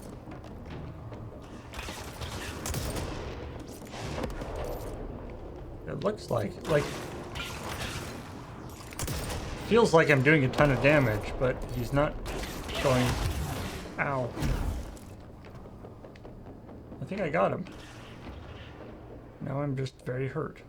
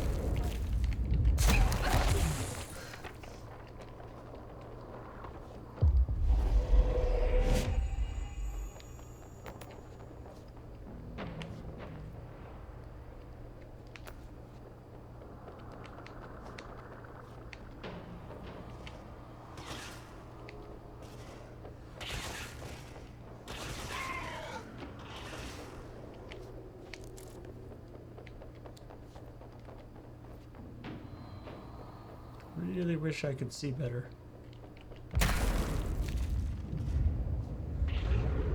Okay.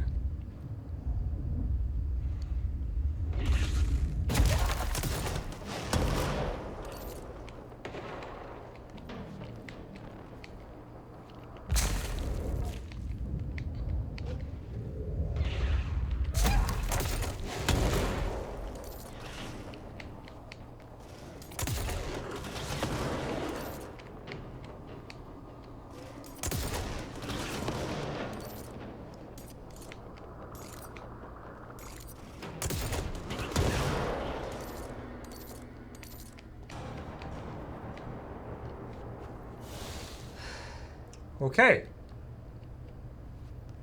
Okay. After all that, and then you get blown up by one of those things. Okay. That thing left some health, which I want. Okay. Cool. Cool, cool, cool, cool, cool.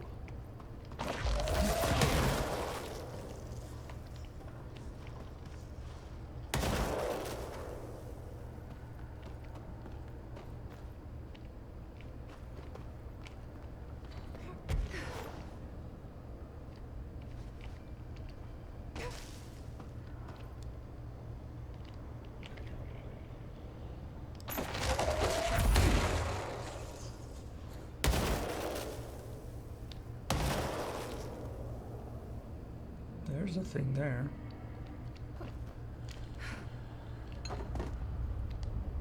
Oh, is that one of the samples? This looks like a good one. Is that one what? That's the one that grows by chairs?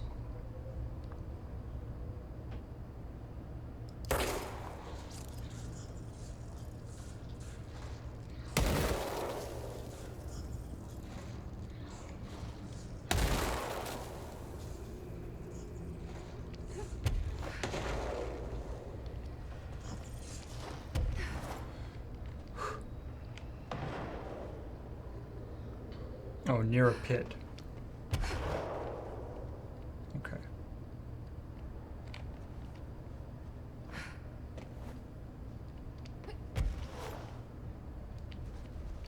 Oop. I didn't do that. Found one. Ah, near staircases. Wonder what it is about staircases that allow the growth of a specific kind of fungus.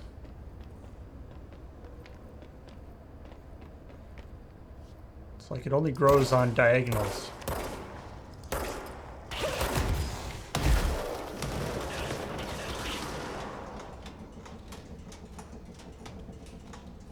Ow. I didn't think I was that close. There's another sniper.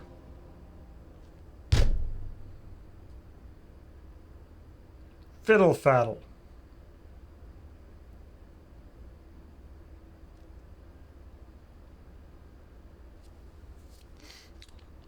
I took out the 4 snipers. There was a 5th sniper.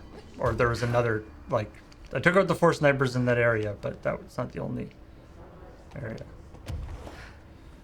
Okay. I can shield in the air.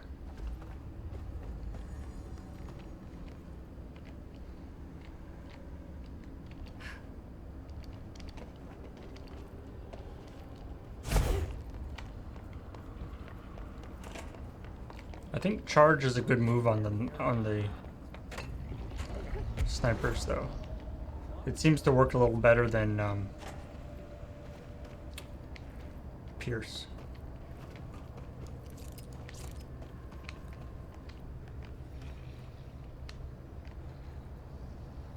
Now these guys are gone. Are the snipers gone?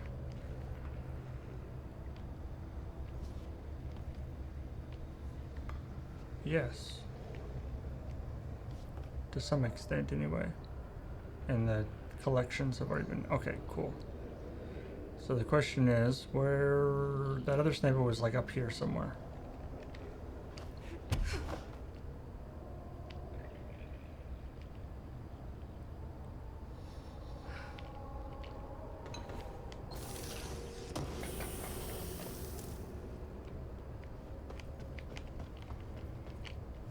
Like it was hitting me from here.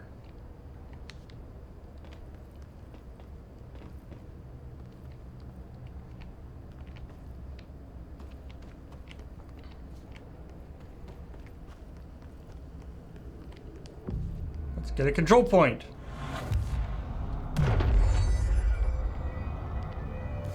Which is actually, I should look at my astral constructs. Because I can probably get all sorts of stuff. Like everything. What should I upgrade? I can upgrade anything I want.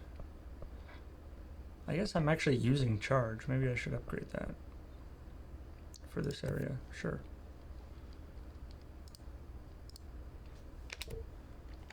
Charge.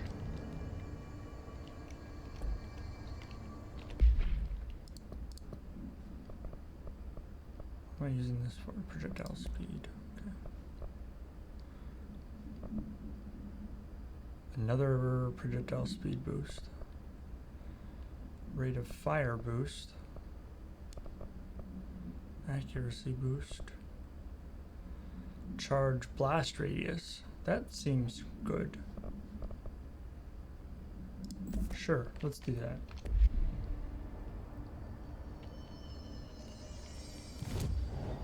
I could also do this. More increase on shield strength.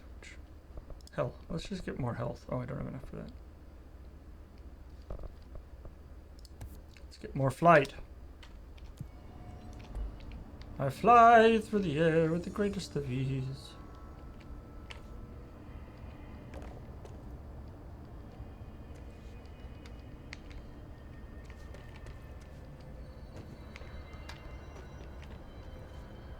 Lots of dead guys around here.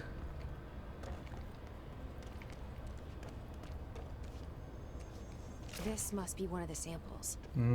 Near fresh corpses.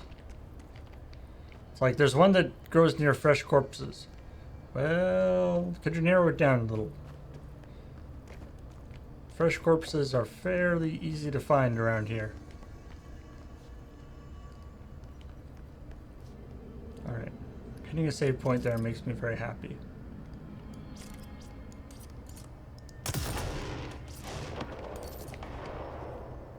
Yeah. Easy way to activate all those.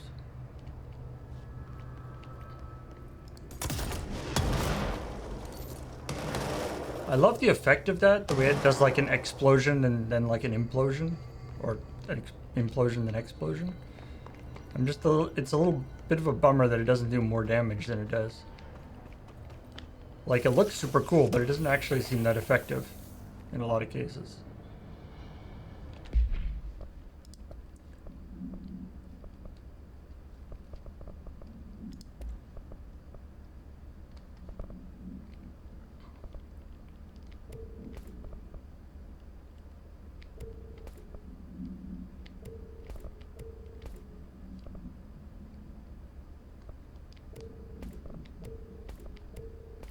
Those.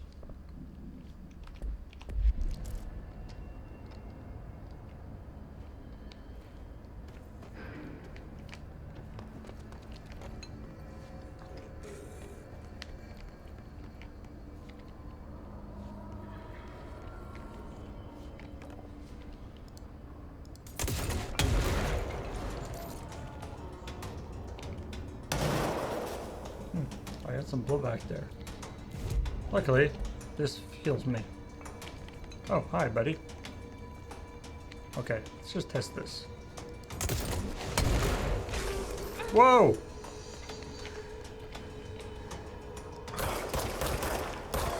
Like, that's just a small amount of health damage for something that's explosive. Good spitting, guy.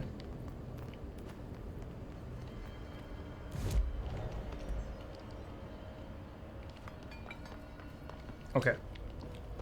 Let us venture deeper.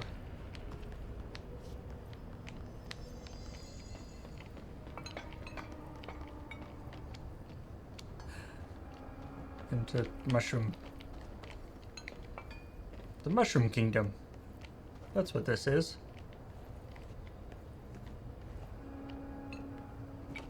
Make sure you wash up before you go to the mushroom place.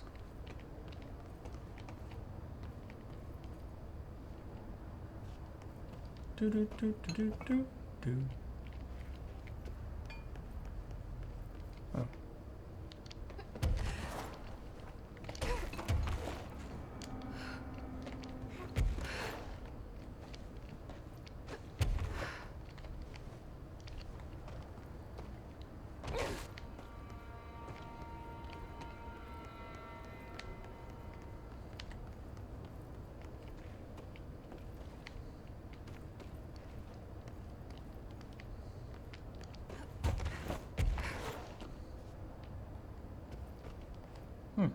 Grows in toilets. Gross. Underhill is gonna owe me for this. Really? If it makes you feel any better, I feel like that toilet probably hasn't been used recently.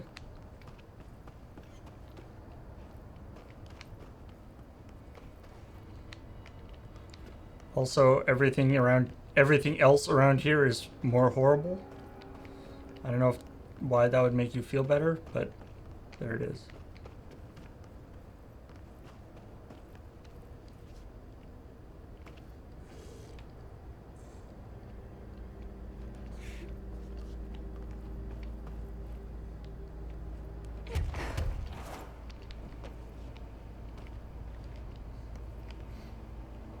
I bet the stuff in this vending machine is still like perfectly preserved. Despite the whole area going to total crap.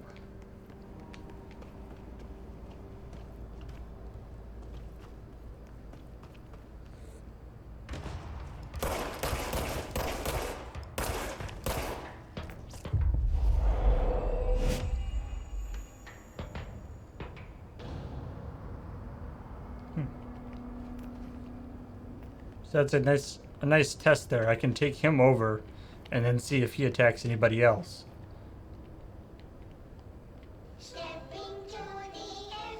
Oh, good.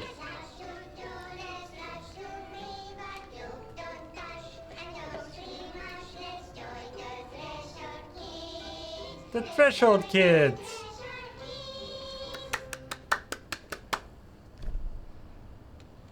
They're the best kids.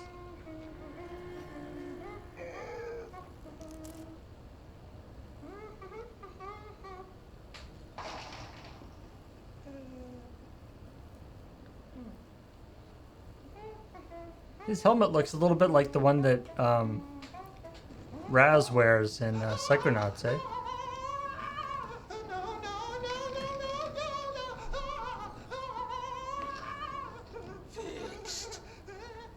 All right, Mr. Bones. You're a friendly neighborhood guy who's a skeleton. Shifts occur at random and without warning. But with the Bureau's cutting-edge technology, we can stabilize the oldest house. Safe employees are happy employees. Certain rituals allow agents to navigate I like the oldest houses. they sat down and wrote a script for this, which is ostensibly a children's show to get kids okay with the idea of the Federal Bureau of Control. And the script involved one of the puppets being horrified. Too bad you didn't have your book with you. Or any food. And remember, kids, when you feel the floor deviate, it's already much too late.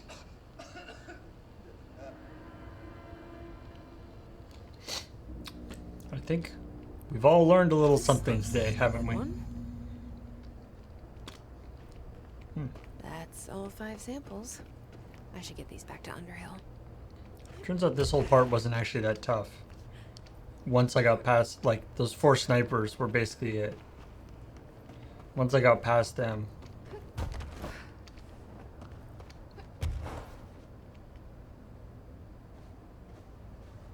Of course, I'm a lot higher level now than I was before. I have more health and I can fly longer and all sorts of stuff, so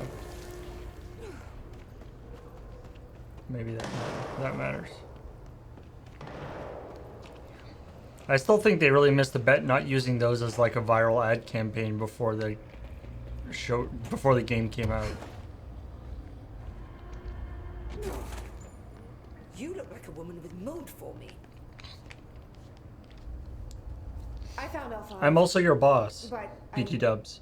kind of wanted to eat them. The mold has that effect on some people. Likely due to the fact it's not actually mold or even of this dimension.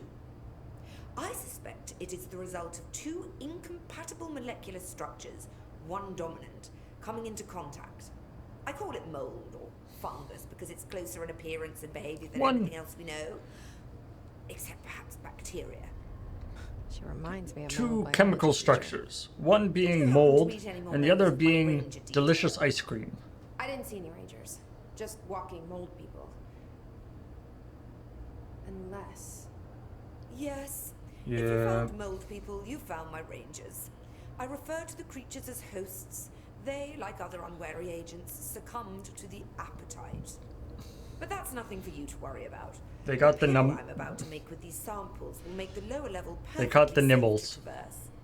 It has the added benefit of immunizing you against the pit's toxic spores. Feels like I should ask to see your Sweet. credentials. There. That didn't take too long now, did it? Ingest this pill, then go and find the source of the mold. Only there can we begin to understand how to stop it.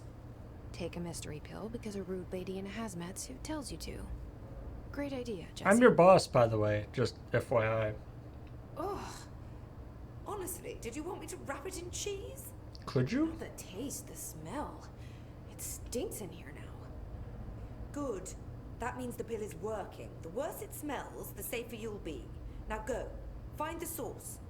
Well, you're in luck. I must be super Darling, safe. I'm putting Emily Pope in 'Cause, charge of the research whew. center. Are you okay with that? Perfectly.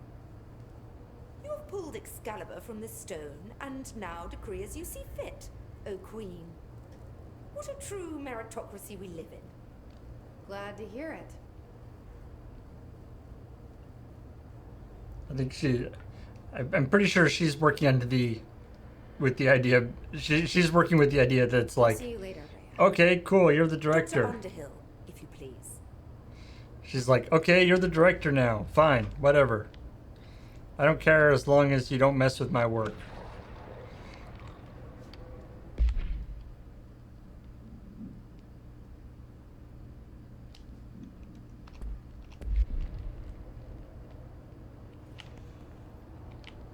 Director.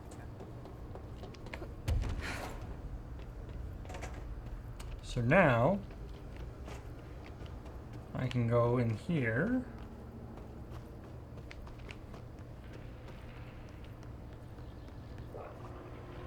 And I can go This must be down the here. pit Underhill was talking about.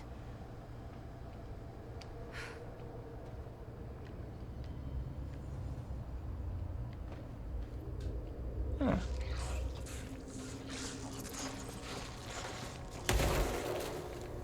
Of course, I'm sure things can still horribly explode and kill me, but you know.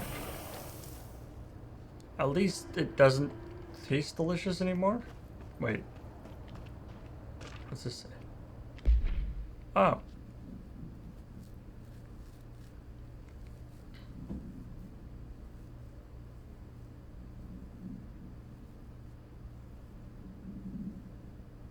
Gee.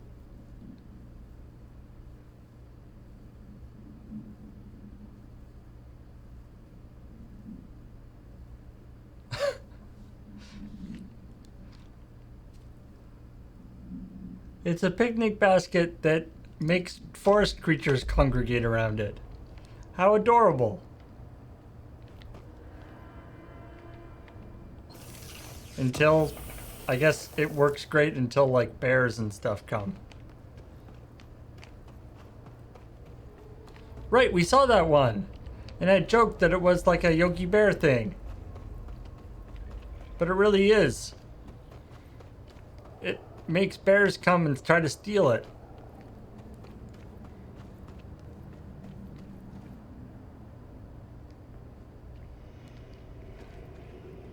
Well.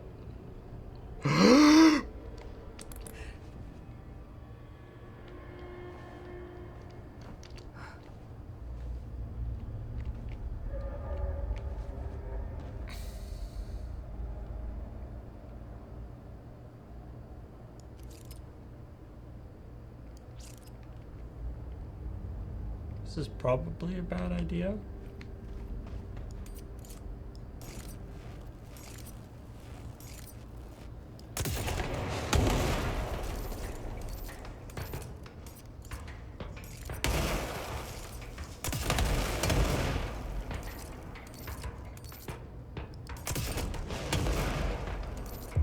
F you. Also F you. Oh. Alright. That actually worked out pretty well. Go me. Ramsey, Ranger Captain, note 7.25. Underhill sent us down this weird-ass threshold looking for whatever's making all these vegetables sprout. I will say this, it smells delicious.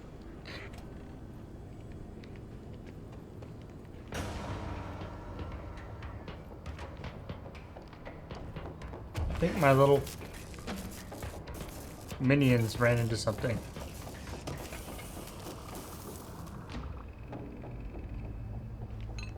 What does this say? Balloon.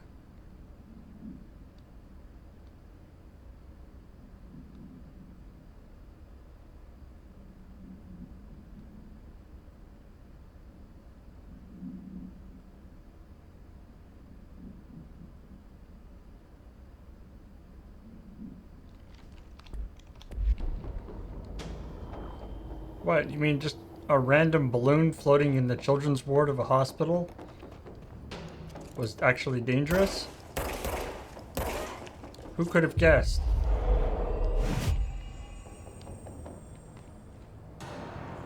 Also made Doggo sick. Clearly, it must be contained with only the strictest containment procedures. Whoa! The further I go, the worse it smells.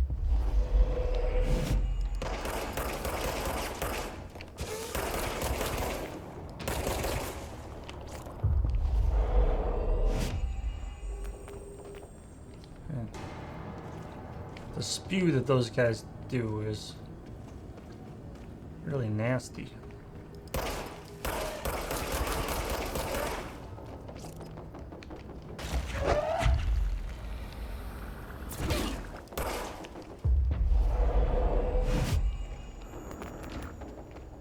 Luckily, they're quite easy to take over.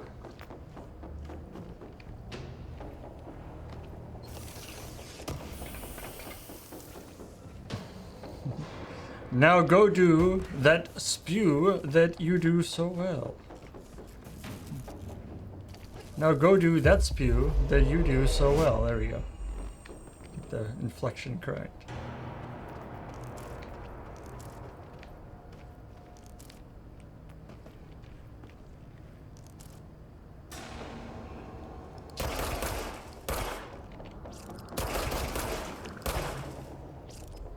The good news is that I found out where to get corrupted samples. Turns out you take regular samples and then put them in a place filled with mold.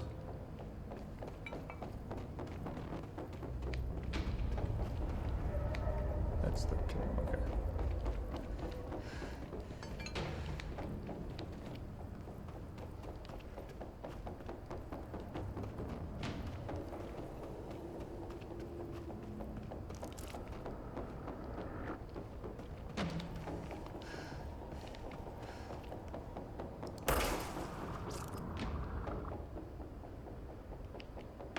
Place is a bit of a maze.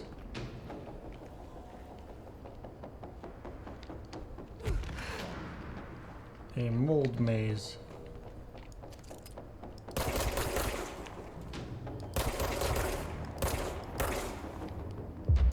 If you will.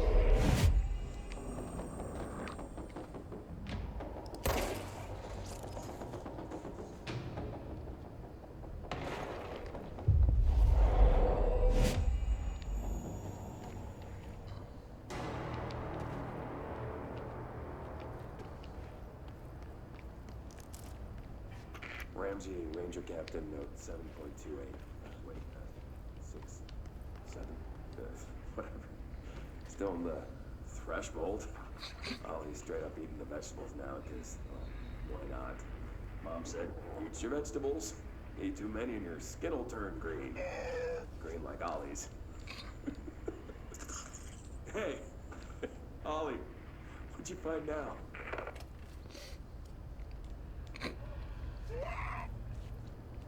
That I wonder how Ollie turned out.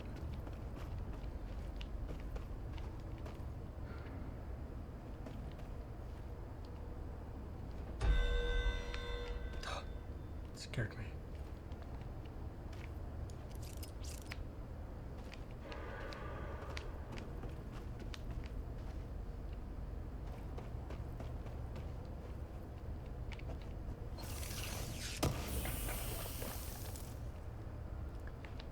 Yeah, it's annoying that my gun can turn into all these different things, but not a flashlight.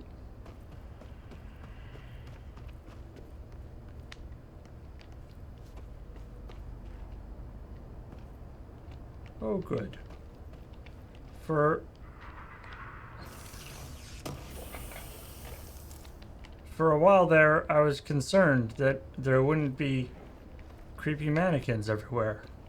Thank goodness.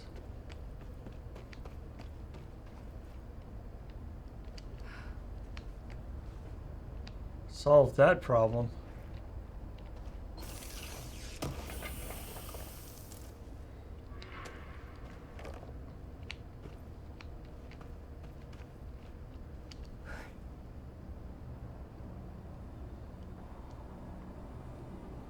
Is that the source? It's kind of pretty.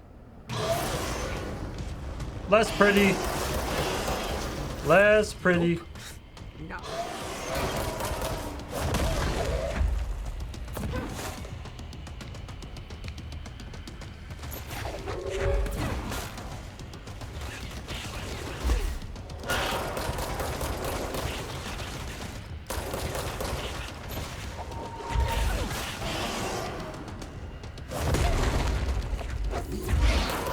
Whoa.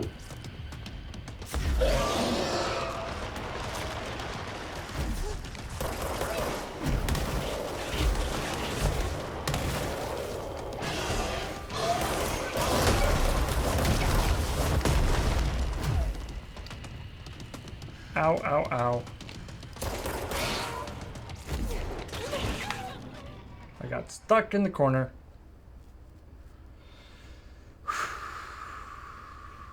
Oh crap, how far back do I have to go?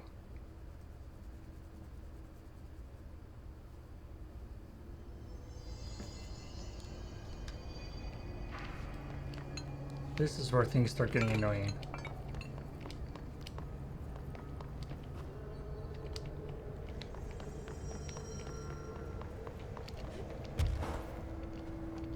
Of course, if there aren't guys to fight, maybe it's actually not that far. Or maybe there's some shortcut thing that I could have opened. Oh wait, no. This isn't even the right way to go. I have to go down the pit.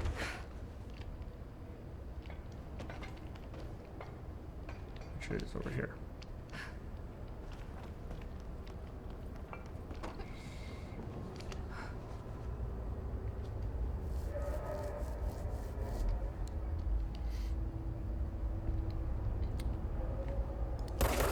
Oh, yeah.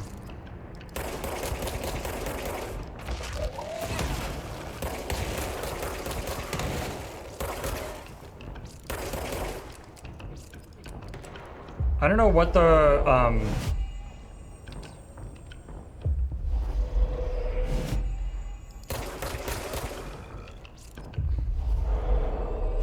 what the evaluation is, like at what point they respawn and at what point they don't. Because sometimes they don't, which is real nice.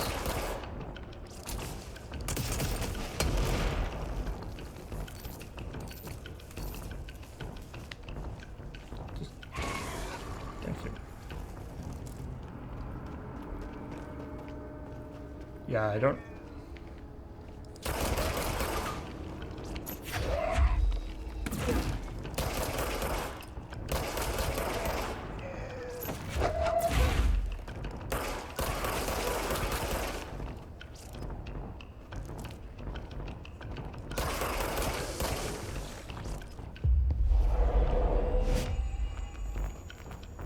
I don't need to be too thorough about fighting all these guys.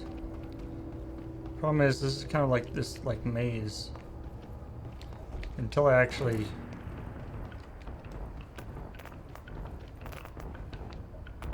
lock in the fastest way to go.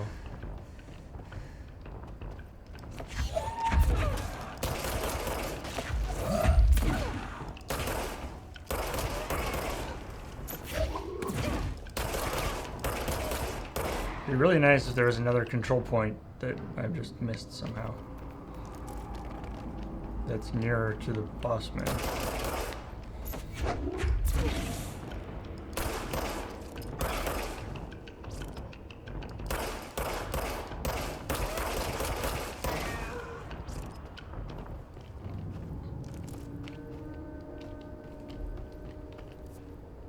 The map is not useful in this area.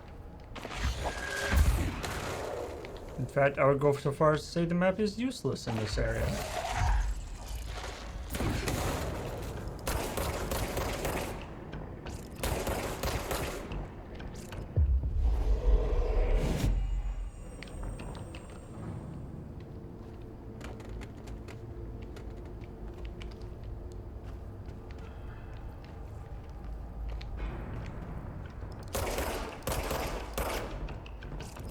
Hey, buddy. You're supposed to be helping me.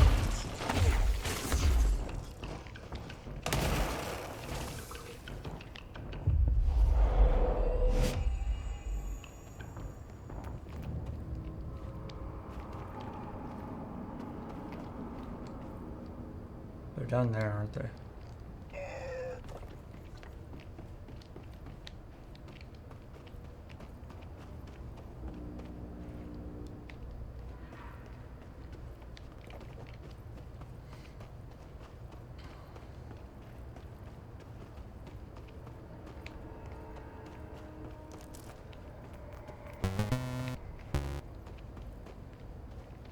Really wish there was a control point around here.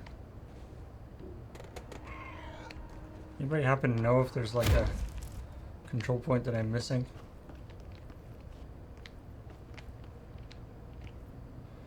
Ugh.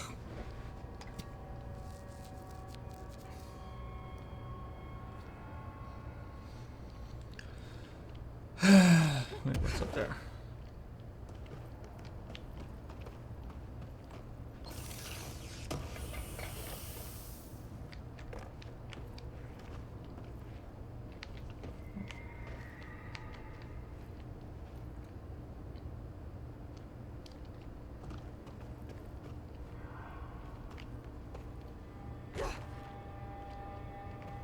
I'm not even at full health.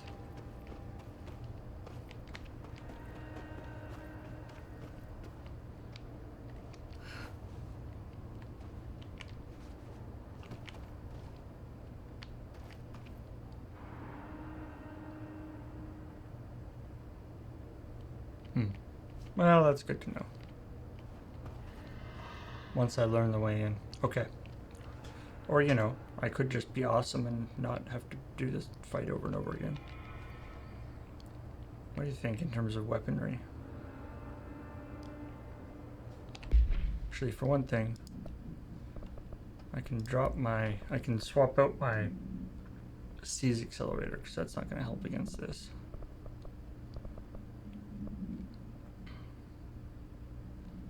Maybe health recovery. Make more efficient use of the health recoveries that I do get.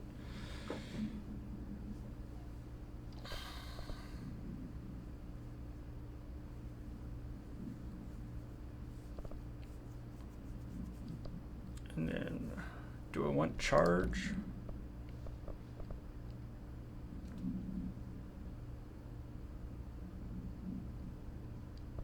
Maybe spin is the way to go. Then again, spin isn't upgrade very much.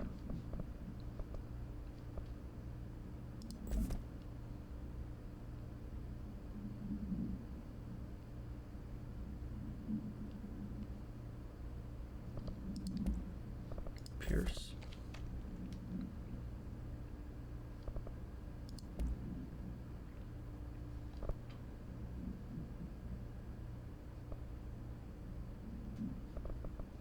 Picked up another, actually wait. Picked up another damage boost.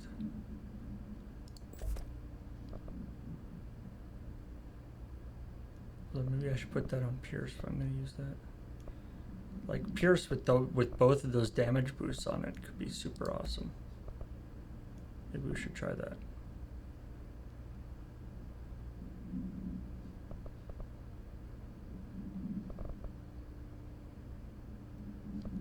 Some mods are only for certain weapons, but the damage boost can work with anything, I think.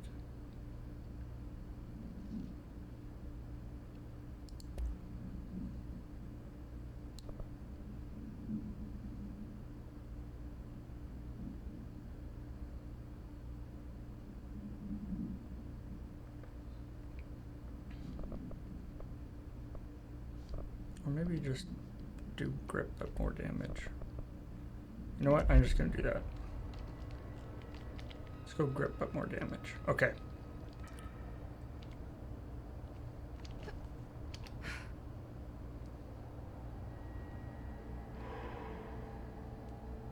Is that the source?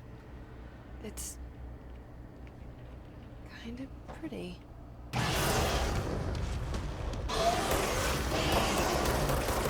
Nope.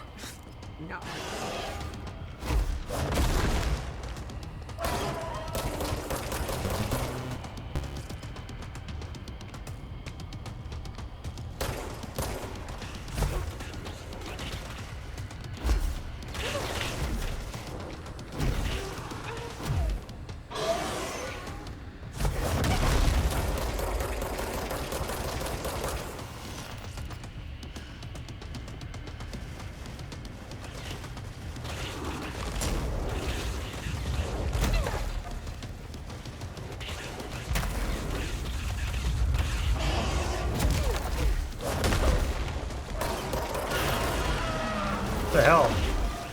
The way it just disappears like that is kind of weird.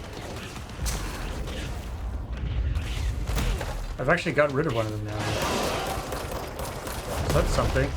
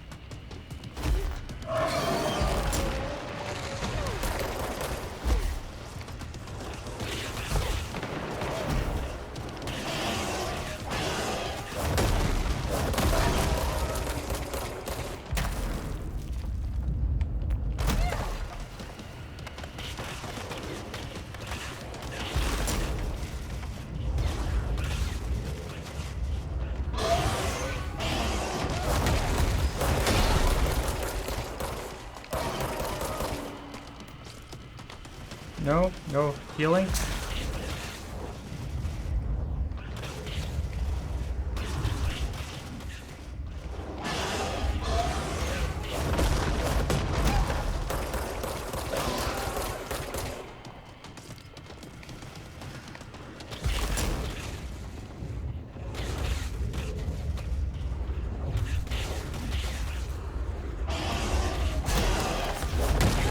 Damn it.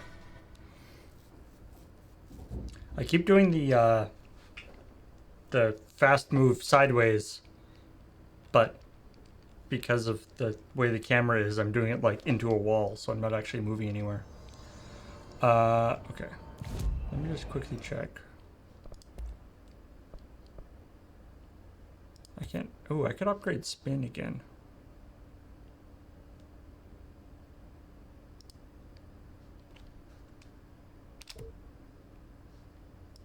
And I can upgrade spin again.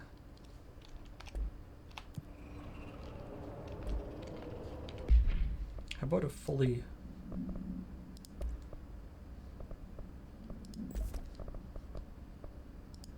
Okay, here's what we're gonna do. I'm gonna unequip that.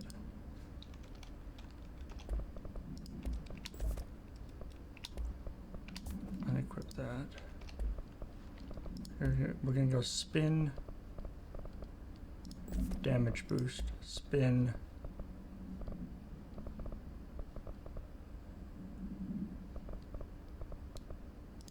damage boost. So we've got plus 20, we've got almost 100% or almost double damage, plus now it's level 3.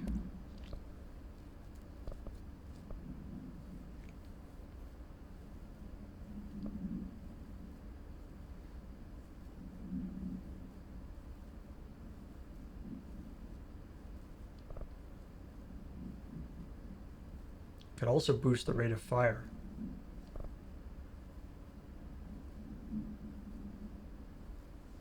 Could switch low health mode into low health modes. I mean, I guess that seems like a lot of work.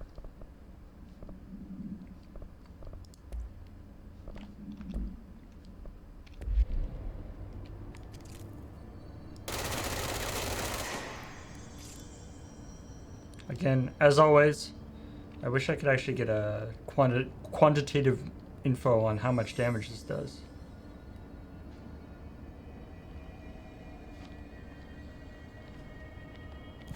Wait, was there a better fire? Was there... Oh, there was a level 5 one.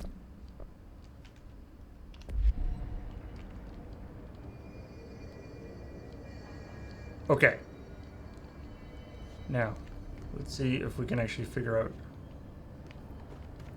a fast way down to...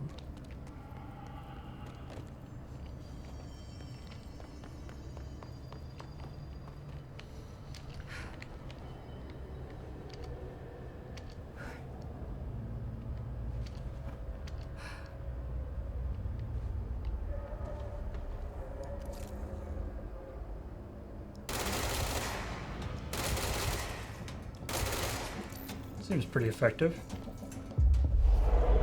Even at longer range than I should be using it at. Yeah, that's right. This is... How do you like them apples?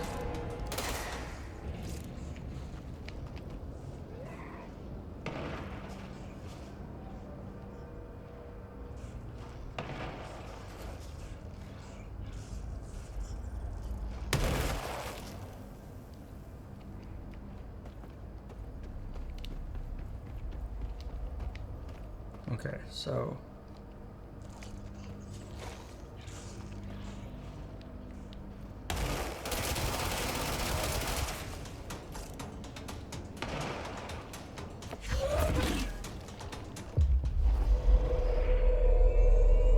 The problem with the rate of fire thing is it really burns the ammo fast. But...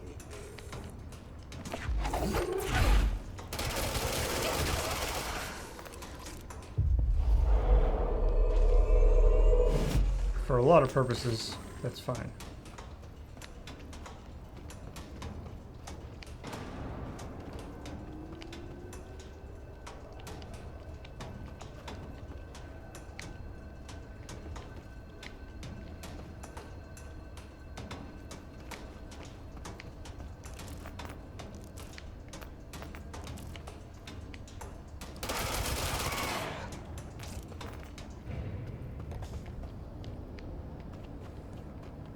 Alright, cool.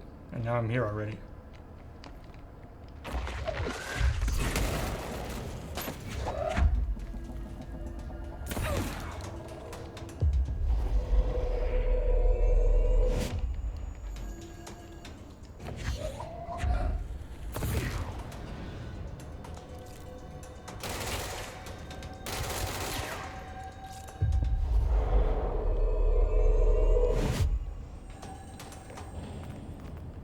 I appreciate that when you take people over with the seize ability, they drop the health as if they've been killed. It's a nice touch. Okay, so the plan is basically what we were doing before, but, you know, better. And now I've got this upgraded gun that should do a pretty substantial amount of damage at the close range that I'm having to shoot those things at.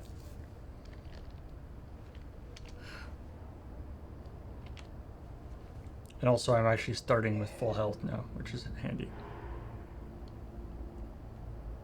Is that the source? It's kind of pretty.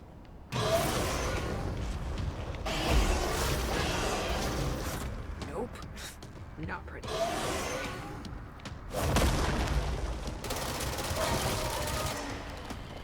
Like that, for instance, was pretty effective.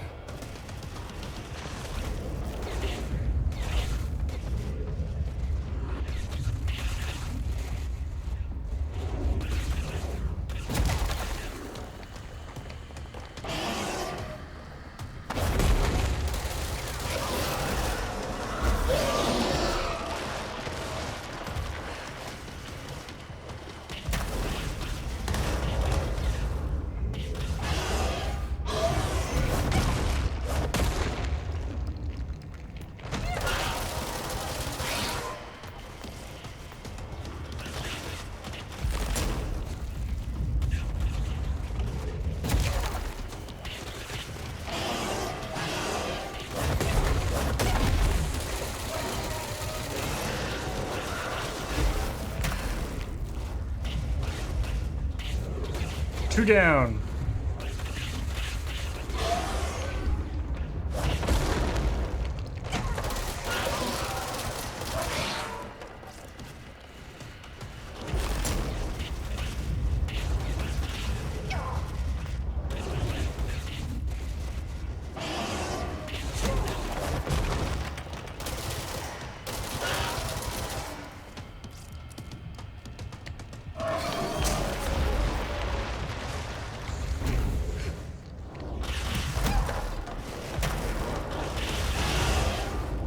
Ooh, health.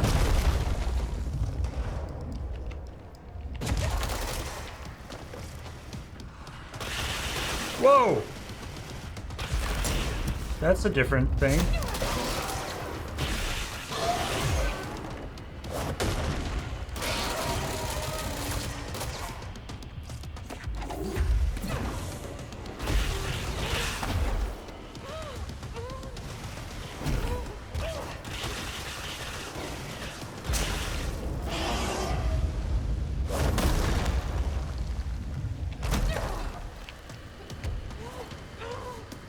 So just the ground is lava now.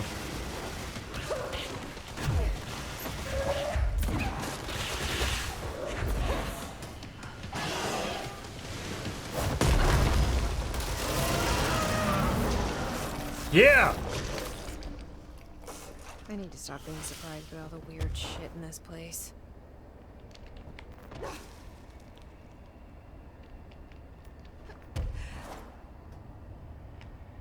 I was concerned. He seemed to have a lot of health, and I didn't.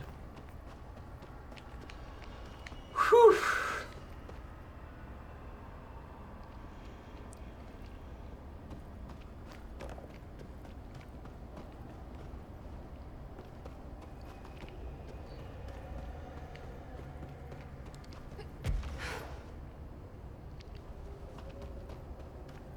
Good job, everybody.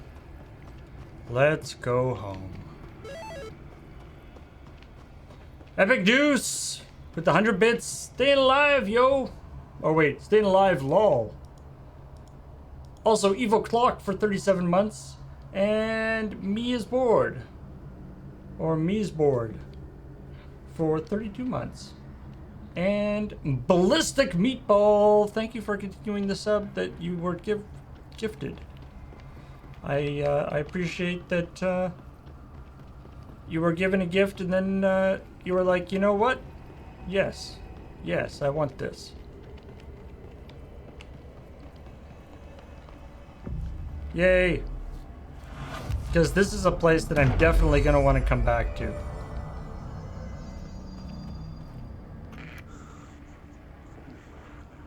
Oh, so good. Oh, need more. Mm.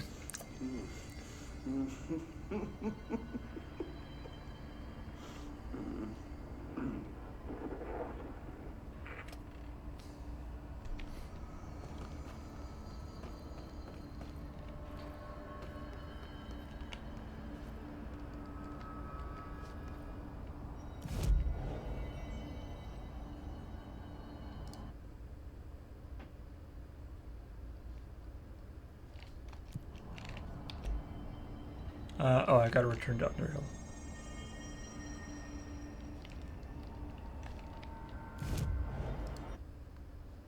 Which...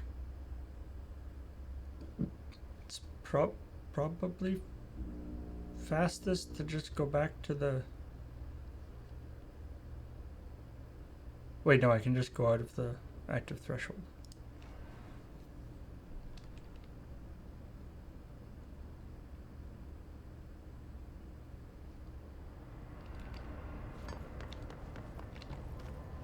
And just go out this way.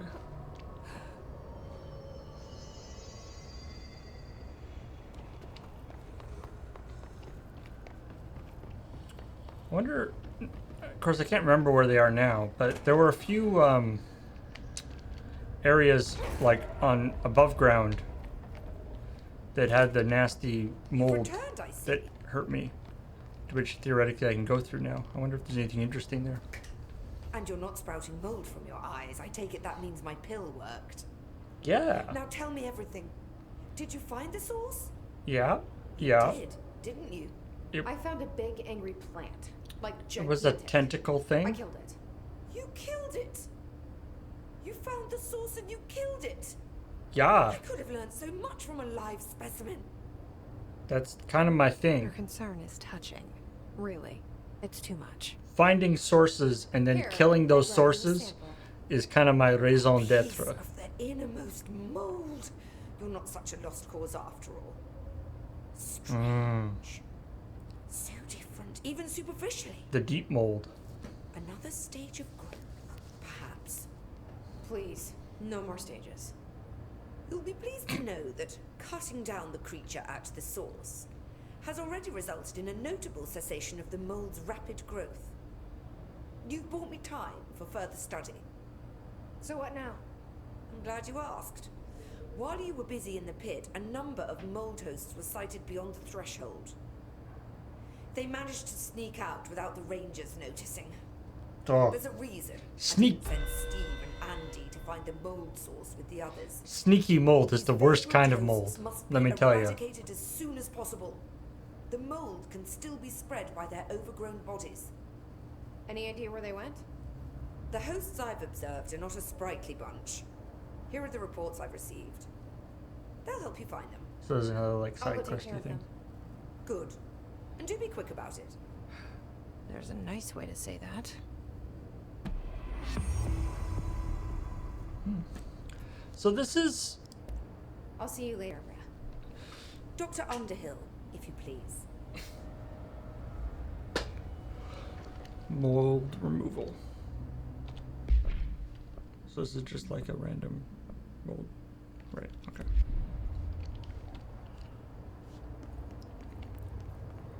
I'll get back to you.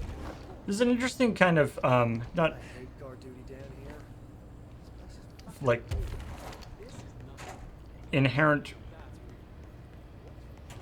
Did we do Underhill's future? I don't know. I don't think so.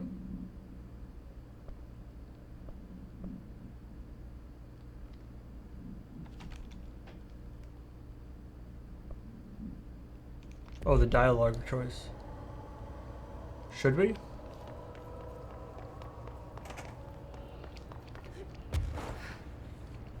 My family had What black is it mold then? once. Bleached in the drink. Do you need something? I assume you'll be staying with us until the mold is eradicated. Indeed. Until I find a permanent resolution to this pesky fungus business, I'll be here. Perhaps even beyond that, seeing as you are quite understaffed at the moment. Though I hardly have a say in my own comings or goings. Your oldest house won't open the exits until those hiss monstrosities are cleared out. Glad to have you along for the ride. All right. I'll see you later, Rhea. Dr. Underhill, if you please. No. Down there. You don't We're want gonna go with Rhea. I'm gonna continue calling you by your first name, as like a just a little illustration of my authority. Kind of petty.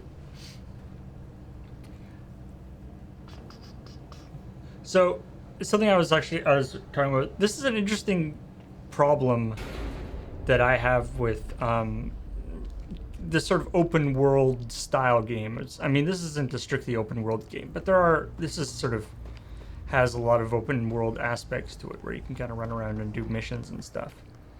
Especially when we're in this area we're in now, where we're sort of in the post game era, the post game section. Because there's all sorts of stuff I can do now, and the stuff I can do now gives me various, I can still get various bonuses and upgrade different things and do different stuff like that. But there's the problem where it's like, this is I've accomplished the main mission of the game, right?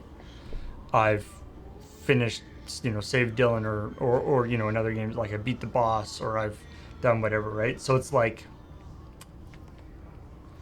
so any upgrades that I can get now, I clearly didn't need to beat the boss, right? Or beat the boss area, the bad guys, because I've already passed that part. So it's just like, I don't know.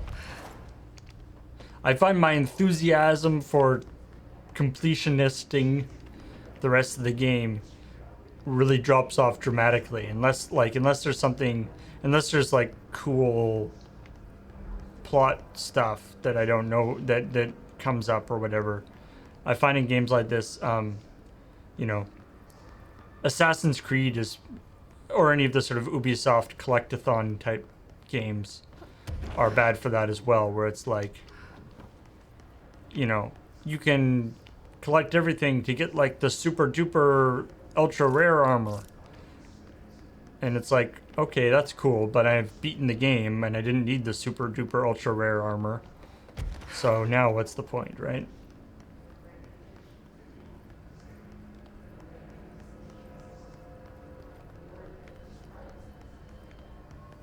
Plus, it's an unsatisfying ending. Yeah. And then they have to sort of accommodate. Like, if there had been a thing where it was like the way forward to, you know, to continue the game, like in kind of a Metroidvania way, the way forward was blocked by nasty mold stuff. So I had to do that mold mission before I could continue. I think that, like, it seems weird to be arguing that a game should have forced me to do something, but by the same token, I think that would have been a more interesting thing to do in terms of the gameplay. You know, that sort of Metroidvania style thing where you sort of open up different areas as you get more powers, which this game did like a little bit, but very, very little.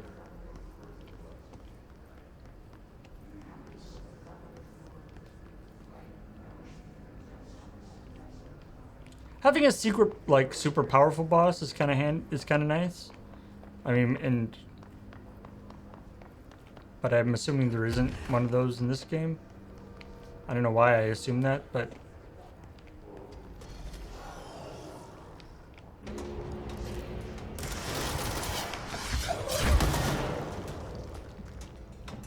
especially since the ending, I don't know. The ending of this game has, I gotta say, as much as I like this game, like, I've been really enjoying this game, but I gotta say the ending is a little disappointing. It's very unfulfilling. There's so many questions that still have to be answered.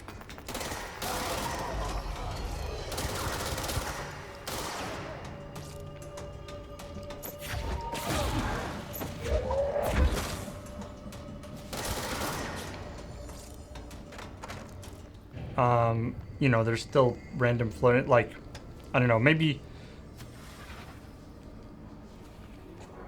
I am curious, actually, just, you know, we're sort of in the post-spoiler section now.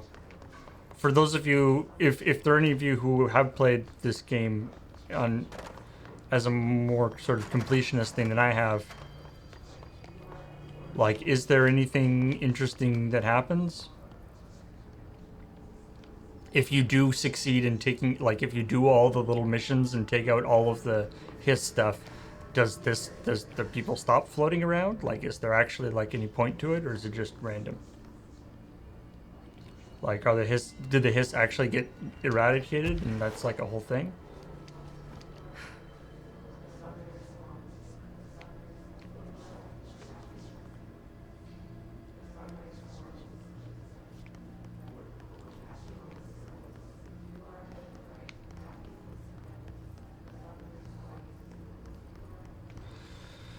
Yeah, you can never fully win. It's just cleanup. Yeah, especially like, I get the you know, giving you options to continue playing the game. That's fine. Usually the ending, the sort of final thing, the sort of end of the story of the game is a little more definitive than this one was. It seemed very perfunctory. Like, it seemed like there was something missing at the end of this.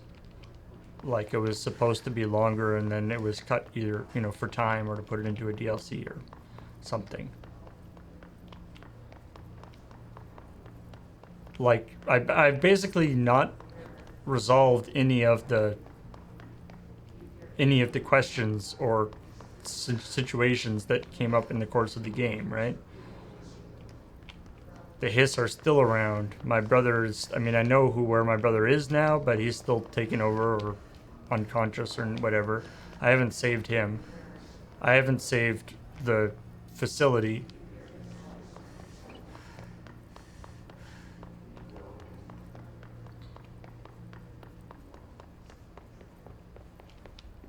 Not having to, yeah, like, that I didn't fight my brother at all. Like, that there wasn't, I don't know. Maybe I'm too hung up on, like, the video gamey end boss thing, but it just seemed like the fight with me, like with mirror version me, was probably the most interesting and hardest fight in the game. And that was like a random side quest that was mostly pointless. Like, why not make that something that you had to do in order to progress in the game and have that be like a big thing?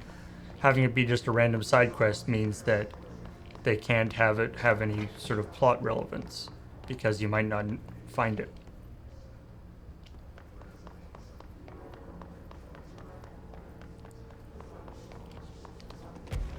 Like, make it you fight yourself, and I mean, like, you know, maybe that's how you get maybe you get a power from it, or that's how you, like, maybe that's how you get the flying power, right? Like, that could be cool. That's neat. Like, she's using the flying power which you don't have, and then once you kill her, you somehow get the flying power from the mirror or whatever.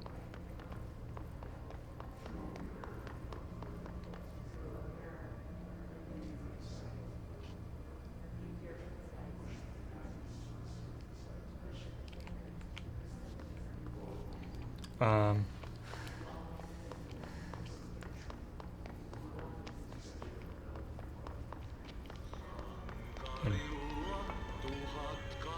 all right. You have a family? We're I have a brother. as I miss him a lot. as it may be obvious, we're pretty much at the end of. He's one of those mold hosts. We're pretty much at the end of the stream time here, and we're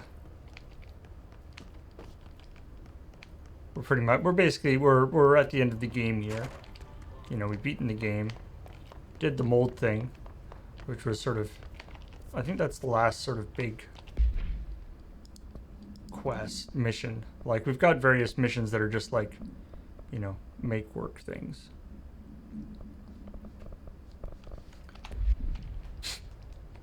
I mean, it's a little bit ironic that, like, they did that thing where you go into the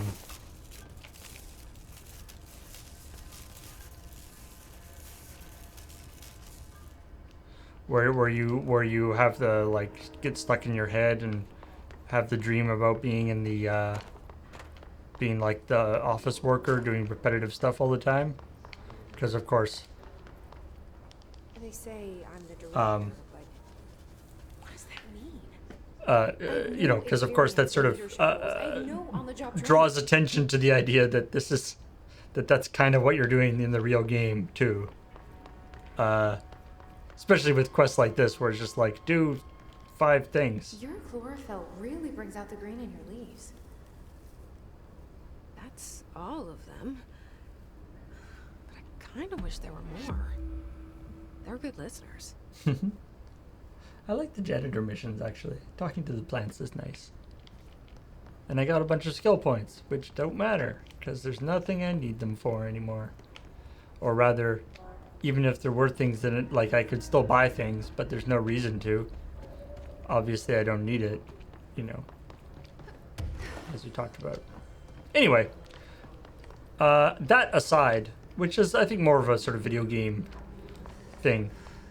I really enjoyed this game, and I hope you enjoyed playing it with me, joining me while I play it, I guess. I don't know. The relationship between streamer and streamee is a complex one. I'm not playing it by myself, but of course you aren't playing it. You aren't playing it, but we're playing it together. You've helped me out. Yeah, it's been a lot of fun, and if you haven't seen the stream, or if you or if you like the look of the game, I highly recommend picking it up.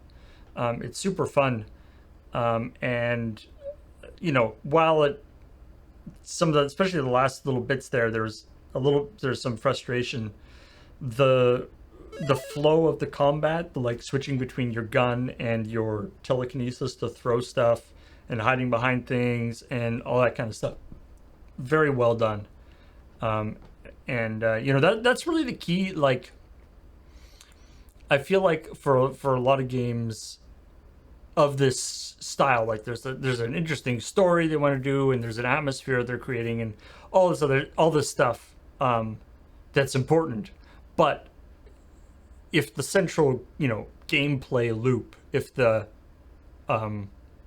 you know, in this case combat, if the moving around, if the exploration isn't fun, then you know you're lost before you've started, right? Like the player isn't going to want to continue playing the game to see the weird story that you've created. And so I think they did a great job of that. Like, the movement is super fun, especially once you get the flight, you know, the flying and everything is very well done. And the telekinesis is so much fun. And there's something so satisfying about picking up a big forklift or a big chunk of metal and throwing it at a guy, or picking up a guy and throwing it at a forklift. Either way, it's great. So yeah, especially since, like, I played a little bit of Alan Wake a while ago. Like, I played the whole game before, you know, when it first came out, but I just played it again a little while ago just sort of get a feel for it. And it's, you know, fun game and stuff, but the movement and the stuff is a little clunky. So it seems that Remedy has upped their game a little bit in that regard.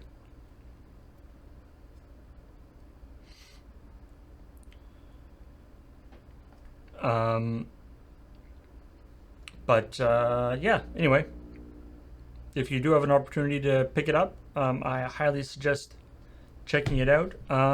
And this stream, as everything we do, is brought to you by you. That's right. Patreon.com/loadingreadyrun. You help make this whole thing possible. Patreon, YouTube subscriptions, Twitch subscriptions, follows, subscribing, telling your friends, telling your enemies, telling your family, showing them all the stuff. That's all part of it. If you haven't seen it, just the end of last week, we put up the backer thank you video for RoadQuest. Obviously, if you haven't seen RoadQuest, you should watch it. It was a super amazing series, and we were so happy to be able to produce it. And the video, the 75 or 45-minute long video, that's just the RoadQuest crew saying people's names in different locations all around BC, you know, as they went on the trip. It's neat. It's humbling to sort of get that real reminder of how many people supported that particular show, that project, you know, over and above, in a lot of cases, over and above supporting Loading Ready Run, you know, normally as a general production. So that's really neat, and I'm so grateful that you folks allow us to do this for you. And to be honest, I don't really understand it, just in the sense of, you know, how the economics of you know, the production, and you know, the whole how and why this system works is mind-blowing to me, but I'm so grateful that it does. So thanks, everybody, whether you're watching this live or if you're watching a replay of this on YouTube or wherever you happen to be seeing this. I want to thank everybody for supporting not only this show but everything we do. It's super amazing.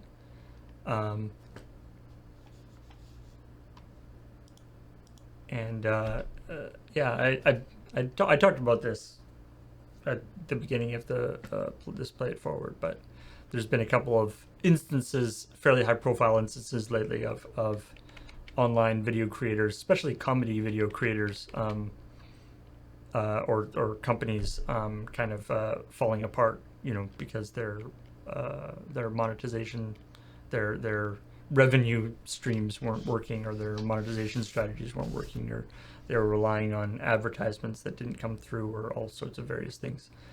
And so whenever I read a story like that, I am so grateful that we somehow have fluked into the setup that we have, which is as usual for Loading Ready Run and for everything that Graham and I do, is sort of not the way you're supposed to do it, but has worked out well for us because we didn't know how you were supposed to do it. And so we just did it in a way that seemed to make sense for us, and that seems to be working. And I am eternally grateful for that. Although, and you know, I don't, you know, the problem being, of course, that I don't necessarily, you know, if this ever stops, you know, if it stops working, I don't necessarily know what we have to do in order to get it back going again. But I hope that that doesn't happen anytime soon. So, anyway. Yeah, I just wanted to say that before I end this particular Play It Forward. I don't know, I'll probably do another Play It Forward later on in the year. Depending on the schedule. I know, so next up, Adam's going to be finishing Persona 5. And I know Graham and Kathleen are interested in doing Death Stranding at some point. Obviously, that is availability determined. But yeah, I'll probably do if the opportunity arises, you know, where there's some time that or there's, you know, nobody has anything particular planned for Play It Forward or whatever, and there's something that a game that is coming out that interests me, I might go for another Play It Forward of some description. But in the meantime, I want to thank Princess Otto, who has just been given a gift subscription. Frankly, I'm surprised they aren't subscribed already, considering all the free publicity we're giving them. I do also want to say that coming up, it's Adam's Game House at 2 o'clock. That is, I for some reason I assumed that it would be at the normal Friday Night Paperfoot or Dice Friends time, but no, 2 o'clock. In an hour, Adam is going to be doing the Game House, so that'll be cool. And then, of course, tomorrow, 9 o'clock. Also, speaking of 9 o'clock, if you haven't been watching, you should check out on his home stream. James has been chunk punching every morning for the last couple days, from like 7 till 9 or something. Early morning chunk punch. Now he hasn't said that he's you know, pre-season training for the competitive for the pro chunk punching league that is sure to exist any day now. He hasn't said that that's what he's doing, but I think we know that's what he's doing.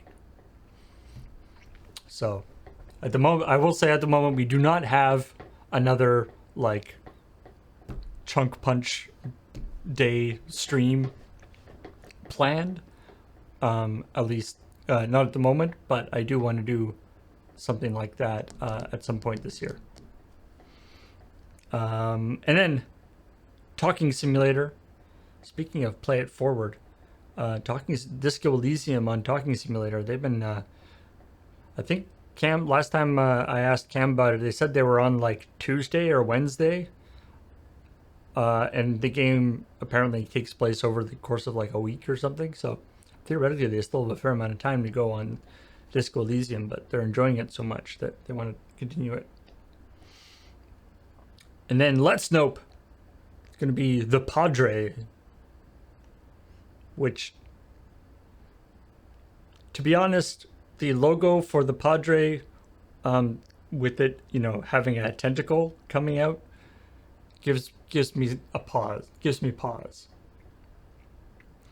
I feel like it might not be about somebody who is just, you know, doing normal religious services. And then on Wednesday, the return of Watch and Play. We didn't do it last. There was no Watch and Play last week because Graham was busy. But I believe Watch and Play is back on Wednesday. And then on AFK this Wednesday, it is Camel Up Super Cup. That's right. Also known Camel Up, also known as Camel Cup, for stupid reasons. They're going to be. This is one we played on the stream at least once, if not twice before, which is super fun. Yes, Camel. It is known as both Camel Up and Camel Cup. I forget what the history of it is. But I think it's like in Europe it's Camel Cup, and North America it's Camel Up. And the way they designed their logo basically makes it so that the same logo works for both names, which is kind of brilliant, but also very weird.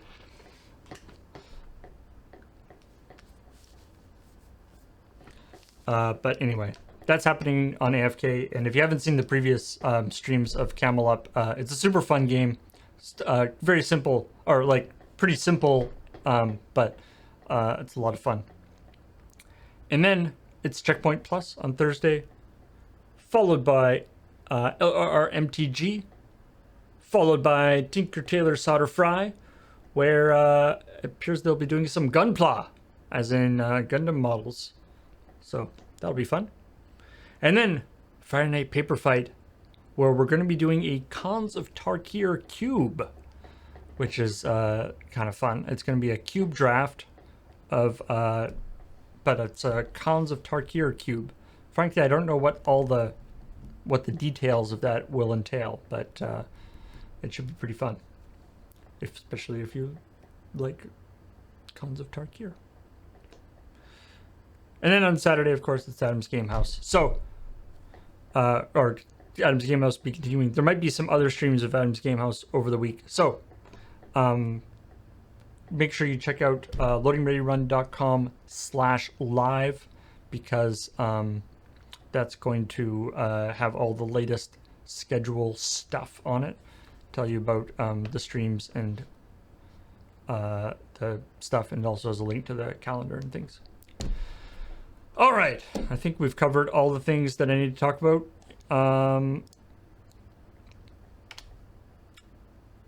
As always, thank you very much for watching, and I will see all y'all later. And Alex or Adam will be on in just under an hour, so stay tuned for that. And no Dice Friends tonight, just so you know. Although next week, Dice Friends will be back with a new campaign that Cam is running. I don't know if we've talked about that yet, but I will tease you and say that Cam is running a campaign on Dice Friends starting a week from today. So, see all y'all later. Bye.